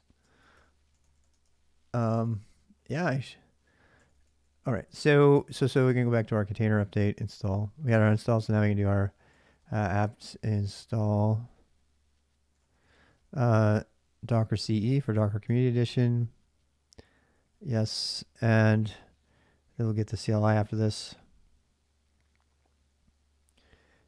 Yeah, this is good. It's good because I need to practice using my package management. CE-CLI. That's the command line thing. Already it's the newest. Okay, good. Oh, it looks like CE got it on default by default. Interesting. Didn't realize that. So that means this is wrong. Because you don't need both. If you just do Docker CE, it'll get it.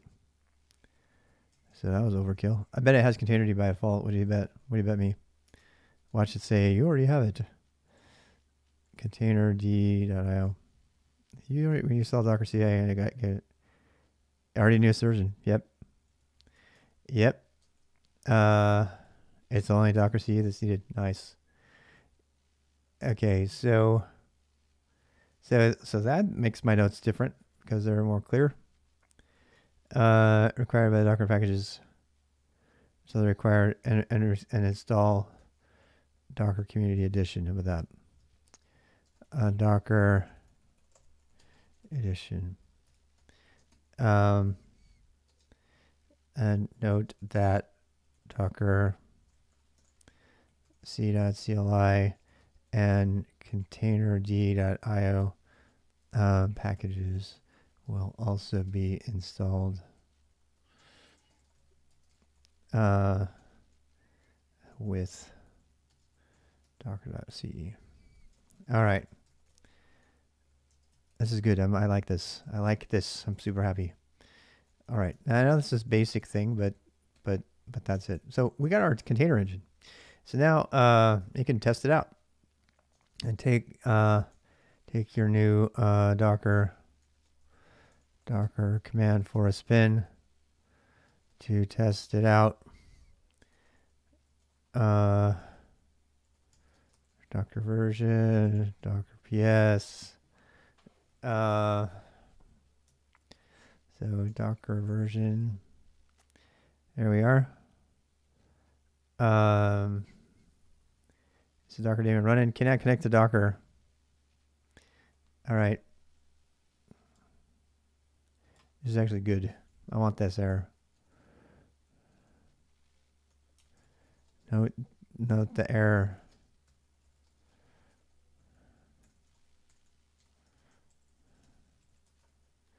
Boom.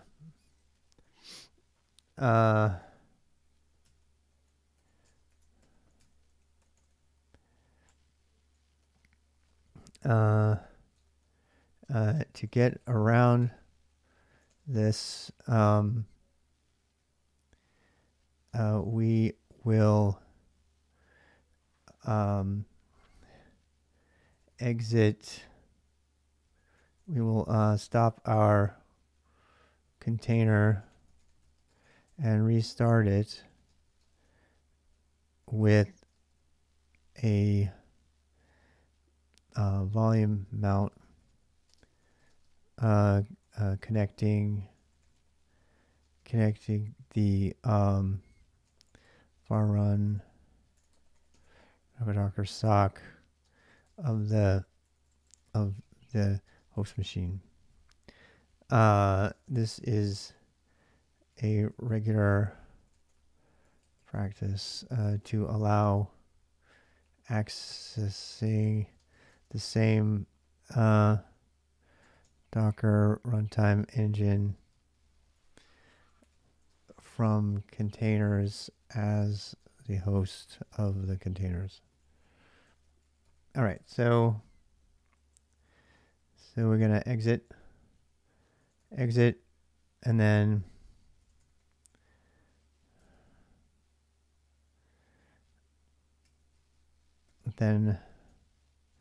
we're gonna do Docker stop single.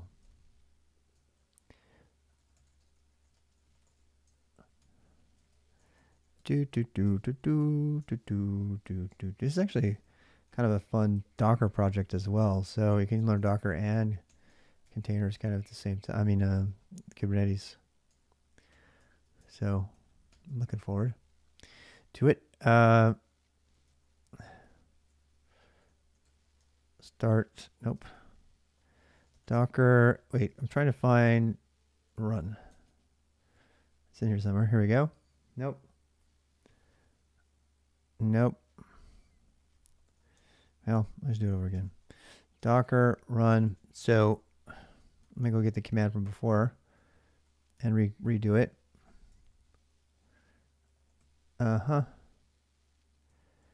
Okay. Note the stop the container. What am I going to do?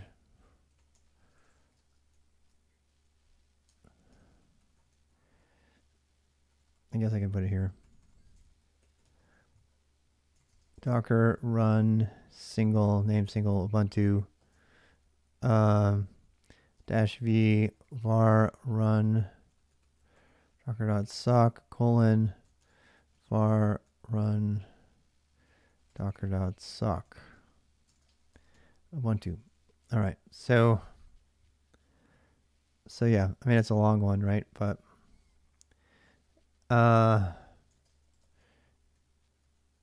Yep.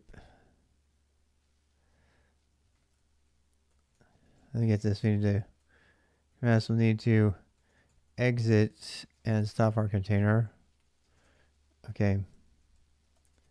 Exit, stop, Docker, single. Alright, yank. I'm going to yank this so I can do it from the command line. So then I do PPP and it'll write it. There we go. Conflict, container single names. Oh, right. We will need to exit, stop, and remove our container and restart it with the volume mount connected to blah, blah. All right, so we need to stop single Docker. Is it remove? Single. Yeah. I'm writing them all out. All right. And then we can do this one again. Yep. And now we have a... Okay. Wait, do we get our mounts? I don't see our mount. It didn't show our mount. That's not good. Oh, because it's a volume mount. I should show it though. Walker, was it Docker describe or info? Info single. Docker, here we go. No, that's not it. How do you do it? Docker, how do you list a process?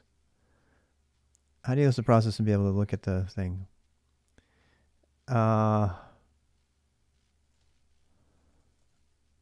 List containers. Docker. I don't know. Inspect? There is an inspect? Nice. Oh, there we go. That's what I wanted. Running, false restarted, finished, created, path, resolve, conf path, overlay one Docker default. There we go. Binds. Okay, so it's in the host config, yeah. Docker inspect. Can see from the inspect output that a new volume has been bound. How's it going, Taniwa? How you doing? How you doing? All right, so I'm gonna run this through JQ.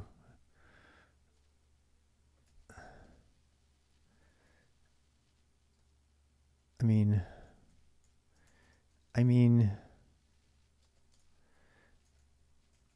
what is it? Bind? It's networks. No, it's where's my mounts? Where's my mounts? ENV. Nope, that's not it. Mounts. We're looking for mounts. Mounts. Dot mounts. Fuck. I don't know what the schema is. I gotta go look at it. So let's see. Docker. Okay, it's the first one. The first item. All right, fine. Docker single JQ. That's 0. Mounts. Yay. Yep.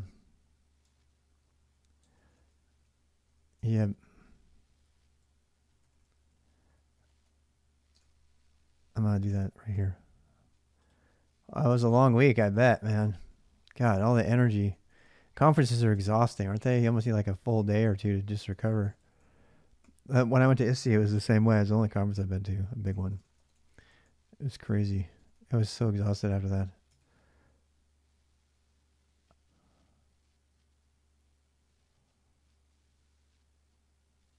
Yeah.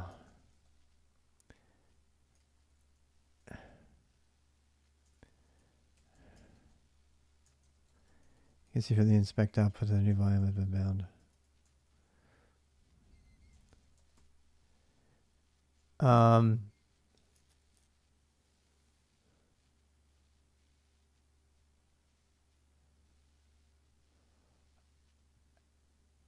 Easy to not get sleep. Yeah, I was just thinking about the after party. That's why I got quiet. That's so funny that we were thinking the same thing.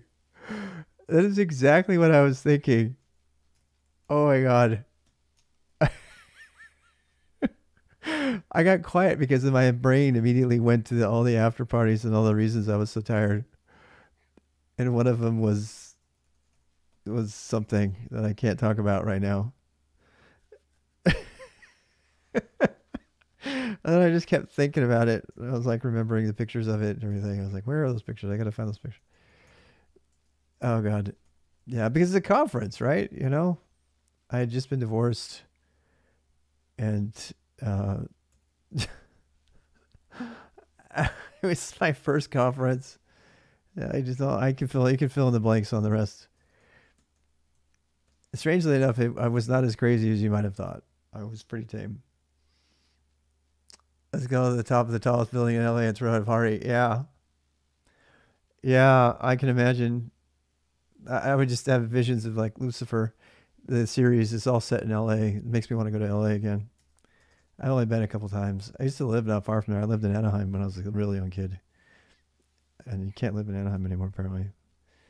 But anyway, so no, unessential information. This is still going in the video. All the YouTubers are like, what is he talking about? All right, we're done here. We got Docker inspect single JQ. We got our mounts. So why do we care about the mounts? Because now our Docker command is going to work. Those of you who are confused, I'm actually talking to somebody who just got back from KubeCon in Twitch. One of our big KubeCon people. Tony, if you watch my angry video about the KCNA, please don't take it personally. I was like, because somebody asked me what I thought of it, and I was grumpy, and I got thinking about it, and I put that video up already. I'm not taking it down, but you might want to watch that one. So, anyway, Docker inspect JQ. Did you see that they're doing a documentary? They're doing a documentary on Kubernetes. Same people that did a documentary on GraphQL. What is it? I'll go find it for you. This is actually really cool. I can't wait for it to come out. Yeah, it's on YouTube. It's God, what is it? If you go to YouTube and you search for, it's the same people that did the GraphQL. The GraphQL documentary is really well done. It actually it kind of made me feel differently about a lot of stuff that went down at Facebook to make it. Clearly these engineers are like totally disconnected from everything else. These guys make amazing documentaries. The Honeypot group, they make really, really great documentaries. And they did a View one. I haven't seen the View one yet. I just noticed that came out. Did you hear that Evan's moving back to Singapore? Yeah. Lucente, the king of this, Lucente, the king of references that I mentioned, comes through again. You found it? Why isn't that one listed there? Open link in tab. Copy link address. Mine is messed up. I don't know why, but it is. So, yeah, here you go. Yeah, I can't believe he went over to VMware though. That just freaks me out. They must be paying gobs and gobs of money. He couldn't give me to work for VMware. Joe's at VMware now, right? Yeah, didn't you hang out with these guys? You probably know all of these people. I mean, you don't have to dox yourself here, but Chris, I'm sure you've met every one of these people. Yeah. And there's Kelsey Hightower. He's the one who made the documentary. I mean, Kelsey Hightower is the one who made the tutorial that I've been railing on all week. Kelsey is an amazing person, though. You've got to go back. God, what is it? Is it Pocket? Kelsey. I have to find it for you guys. This is the most amazing write-up. There's kind of a thing about him.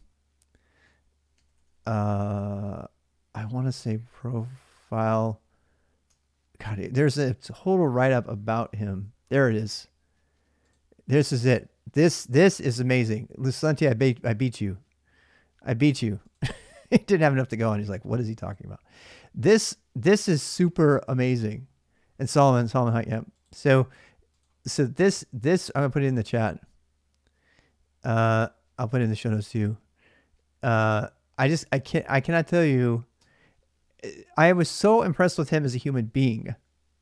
Now, I was super frustrated last week because I've been going through the tutorial and I feel like Kelsey's so high and mighty in the conference world that he's honestly, he's kind of losing his edge in terms of being an engineer on the lower end. And I'm sorry to say that, but that's happened. It happens to the best of us. It happens to me. It happens, people. I talked about it. I made a whole video about it called Avoid Manager Suck, which is, you become an SME and then you end up talking about the tech instead of using it. And he's super down to earth as a human being, but the more your influence expands and you're spending time writing books and materials and documentation and you're in meetings and you're doing conferences, you're on this tour and everything, the less time you have to actually use the tech. And it's a well-known fact that those type of people eventually end up having their own pocket engineers to give them, because they become so avoid manager suck. Yeah. So I actually, my take on this is that Kelsey is so busy doing such important things for the community that honestly, I think he's lost the time and a little bit of his edge in actually using it as an engineer. He's not using it day to day. And that would explain some of the comments I've heard in the back channels about him. They're not related to him as a person. They're like, dude, the guy's not an engineer anymore. He doesn't do anything. And his tutorial is really old, actually, at this point. It's pretty damn old. So, and it's 100% Google Cloud and it requires you to pay money. And so I got frustrated. But it has nothing to do with him. He's an amazing guy, apparently. Haven't met him. Look forward to meeting him someday, possibly. But the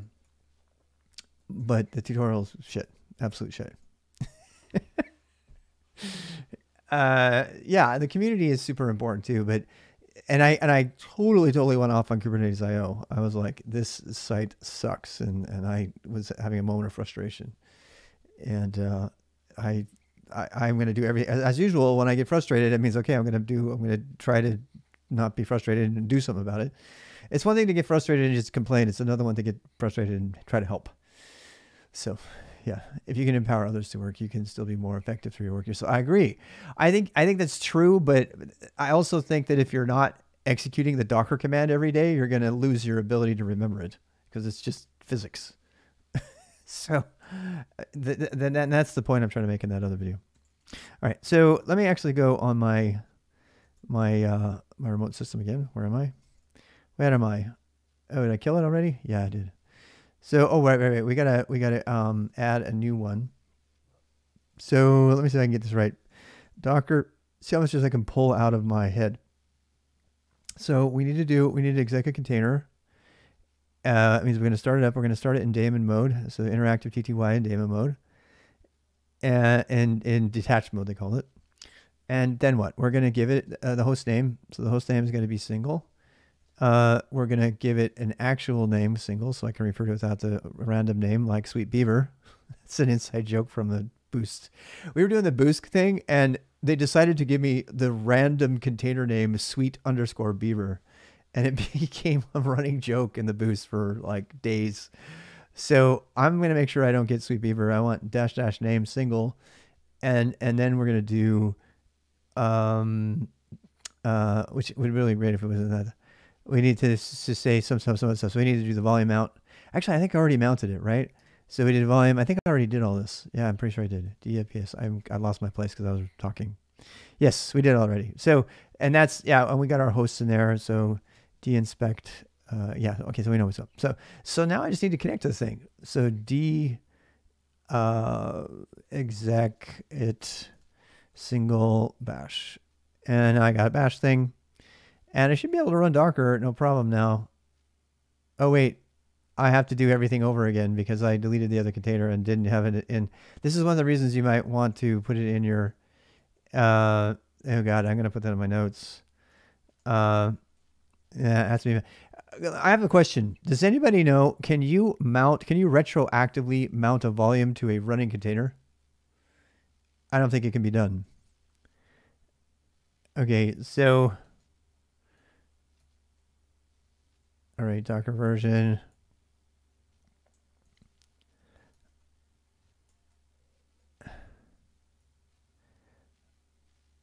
The container has to be reloaded. I'm pretty sure too. That's the whole ephemeral nature of containers, right?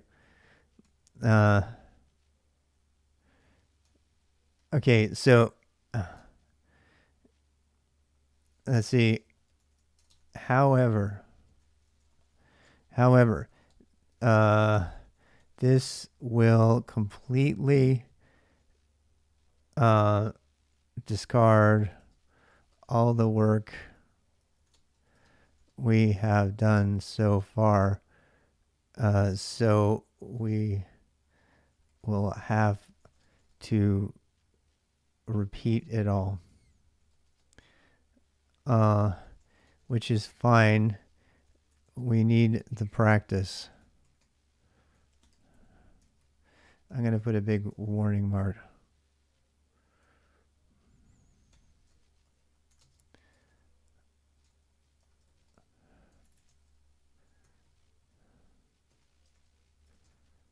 Yeah. I want to do this. I want it to be like a thing. Yep.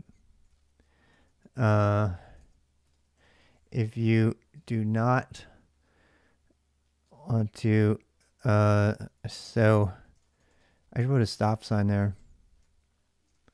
Stop, like I put like octune.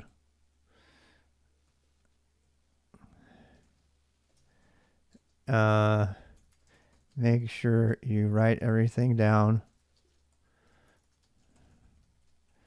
Or just go back in this document. If you wish, you can begin to create your own Docker file image and start using that instead if you know how. Honestly, if you know how, we can just do a Docker file image from the beginning. But I'm assuming very, very limited knowledge on the part of the person doing this. So that's why it's this way. Yeah. 2 emoji. I don't have a stop sign. What? I need me a stop sign for sure. Where's my stop signs? Stop. There you are. An octagonal sign, otherwise known as a stop sign. Wait. Right there. All right. Paste. There we go. Octung. This will completely discard all the work you've done, so don't yell at me. Yes, it emulates the inserting of USB flash drive. Amen, Nobefish. Yeah, I think it does emulate that very well because it's kind of what you're doing, right? Yeah, this will completely discard all the work we have. Yeah, I'm gonna do you have done so far.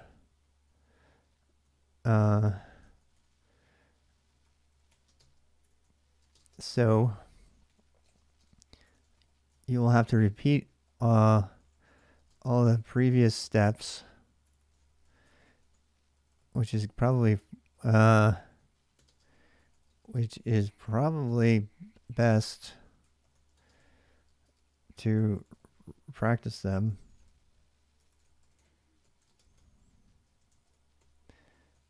All right. Anything else? Just go back in this document. If you, make sure you write it. Yeah. If you wish, you can begin to create your own Docker file image. Let's see. If you wish and know how, you can begin to create your own Docker file image and start using that instead. So, yeah. All right.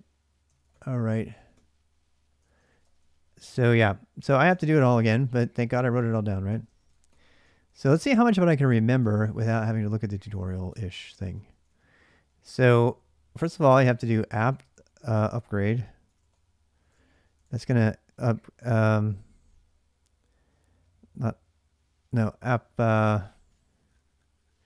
upgrade. What do we got? What did I do? App update now. Update, do the update. I don't know why I didn't do the upgrade. I guess it didn't even. Okay. Because I got focal, that's why. And then what? Then we need to do apt. We did apt update, and now we need to install some stuff. So we need to get Vim. I'm going to do Vim tiny. I need curl. I need GNU GPG. What else? I don't need libusb. We're not going to do LSB, that thing. We're not going to do that. I think that's it. Let's try that. Oh, it's GNU PG, duh. This is one of the reasons I like containers, because they force you to do stuff over again, and it's really great for education. I'm really, really glad that we started doing this for the boost, because you can just delete it and then redo it and practice, you know. So we got the CA certs, and then what? Then we need to get Docker on here. We need to get the container engine on here, and we can't do that until we add the PPA. And I don't think I can remember that command, but I'm going to try. Well, I'd minimally I'd have to go look up the URL, so because I wouldn't have the URL handy. That's not something I would have memorized. Vim tiny curl GPT. Okay, great. So, and we need to get, yeah, this is not something I would have remembered. Docker.pub, Linux Ubuntu GPG, download docker.com, Linux Ubuntu GPG. It's a long one. The silences just make it quiet, and the L just follows. So that one's, I'm going to go ahead and run it, because it's just going to give it the thing. Now I need to de-armor it. GPG, de-armor. Does GPG have completion? How can GPG not have completion? Please tell me they've added completion to GPG. I think I gotta find out. Does GPG have to have completion? Can you reline? PDF? Nope. GPG ME is bad. I don't want that. Go to GPG command line completion.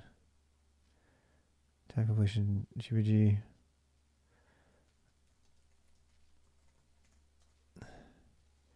Complete key management.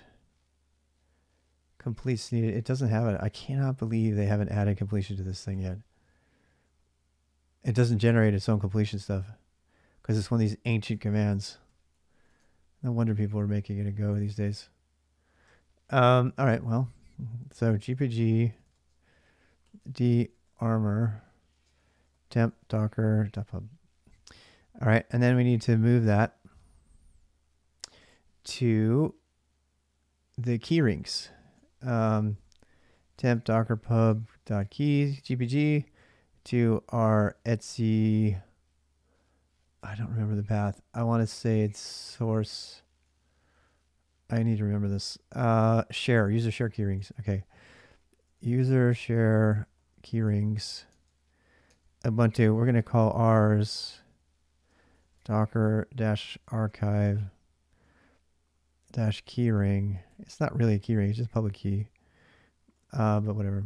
GPG. All right. So now we can add an entry in our Etsy sources, which I can cheat and just do sources list.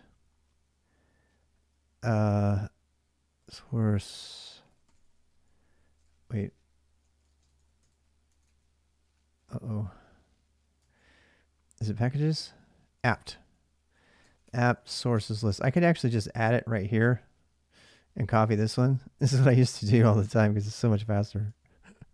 It's just faster. I can go up here and do, if you want the source, you can get it, but you don't need it. Right, so I can do this. This is like so cheating. And I just need to put the docker.com or whatever. Ubuntu focal stable. And I'm not doing the D thing. I'm just doing it the cheap way. So docker, download to docker.com, Linux. Oh, that's not right. That's a bug. It's Ubuntu there. Download to docker.com, Linux, Ubuntu. Download docker.com, Linux, Ubuntu, focal. And now I can do apt update and it'll grab the whole new stuff from there. Shit. I did it wrong again. And I wrote it down wrong too. Did I do Arch AMD 64? I did not need to do that. Oh, I forgot the signed part. Yes, this you have to have this. I don't think I need the Arch part, but I definitely need the signed part. Yeah, I forgot about that. That has to be added in there. I'm trying to see how little I can get away with. I don't know that I have to put in. I don't think I have to put in the Arch part. So, yeah, apt update. There we go. There we go. And then we do apt install docker. See, now I'm kind of hitting my stride here. I'm starting to remember what's going on here. And we have to put all that on there, unfortunately. Our little container's growing big. I have a really bad allergy today. I don't know what's going on. I'm actually sounding really hard. See, it passed Docker CLI, so we found a bunch of redundancies in the instructions. Why does it ask for that? I don't know why. Please select your time zone. All right, fine. Oh, it's because GPG, that's why. Yeah.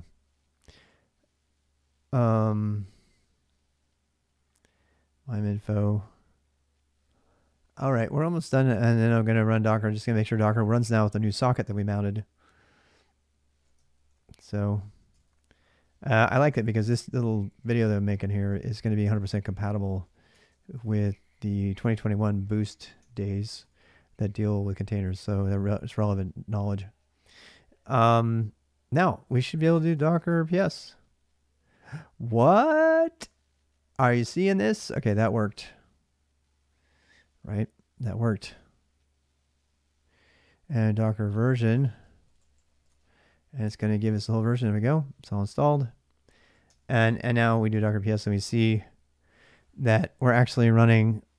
This is crazy because I'm doing it inside of the container. You follow me? So yeah. Let's see.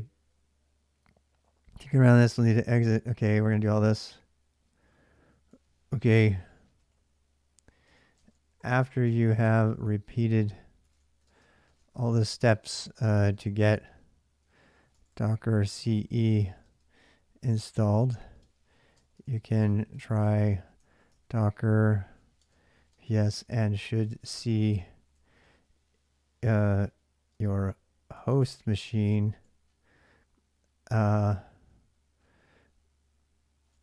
container running. Yes, even though you are actually in it. So, yep, you'll see this. You'll see this stuff right here. Docker PS goes to xclip. No xclip. What am I doing? There's no xclip. Oh. Silly boy, Rob. Okay, so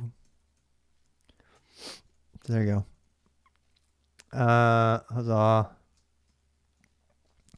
We have Docker is now installed and used on to Kubelet. But not for tonight. Not tonight.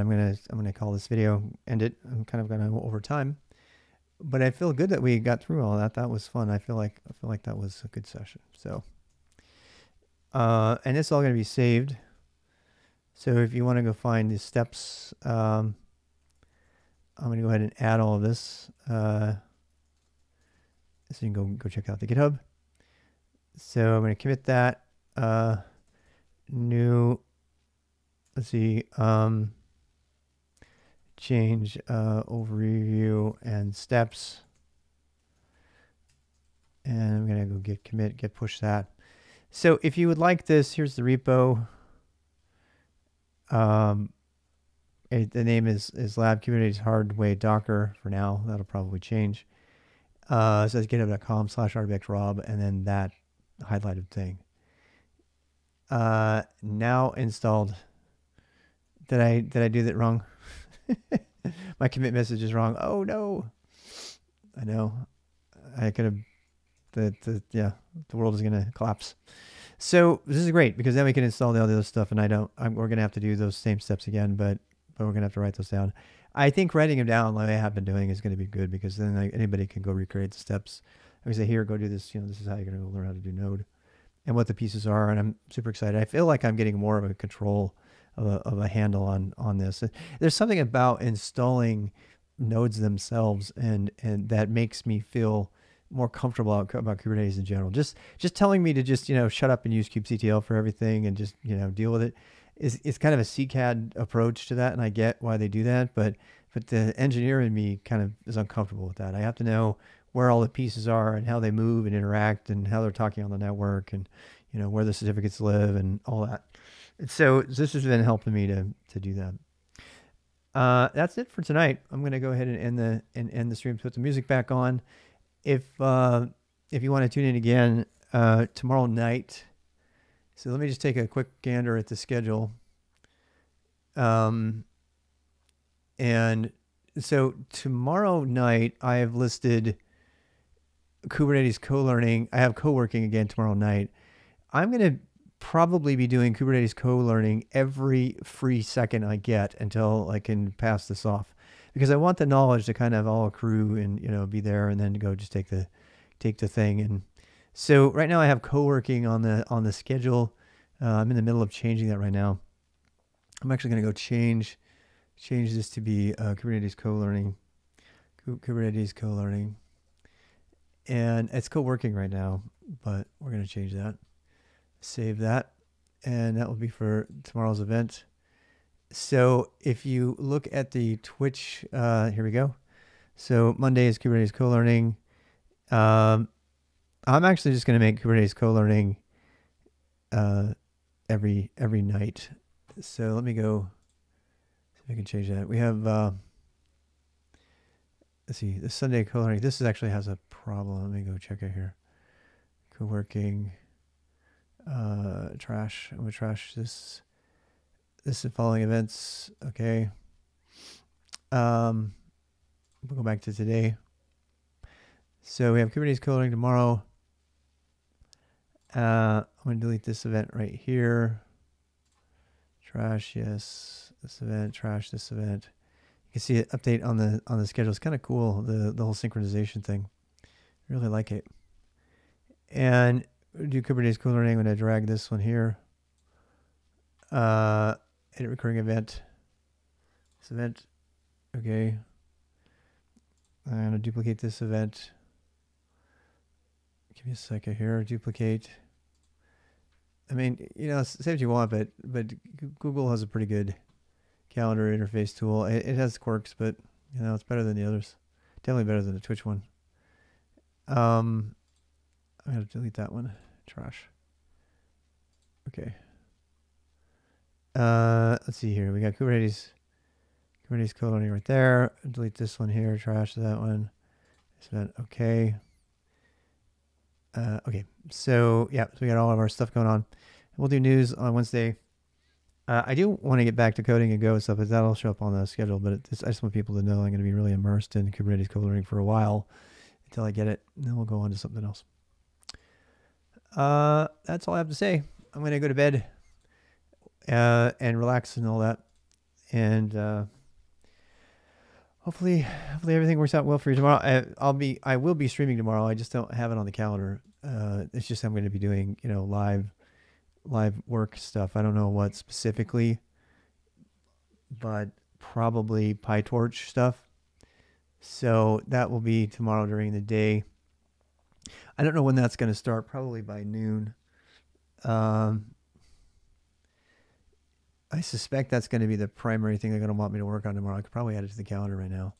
Let me go ahead and do that. So tomorrow, being Monday, that's today actually, I'm going to do PyTorch Kubernetes, PyTorch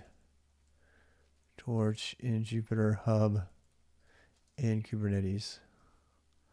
So that will be it, and that's going to be co-working stuff for 3 hours. That's the I can show on stream. So that's now on the calendar. It didn't show up though. That was weird. I wonder if I'd called it wrong, the wrong thing.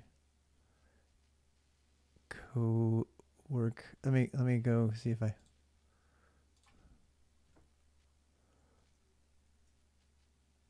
Co-work. Wait, what do I have to call it? Damn it. It's not even showing up on the stream at all. Oh, I put it on the wrong calendar. Derp. Derp. Derpy derp. Yep. Okay, save.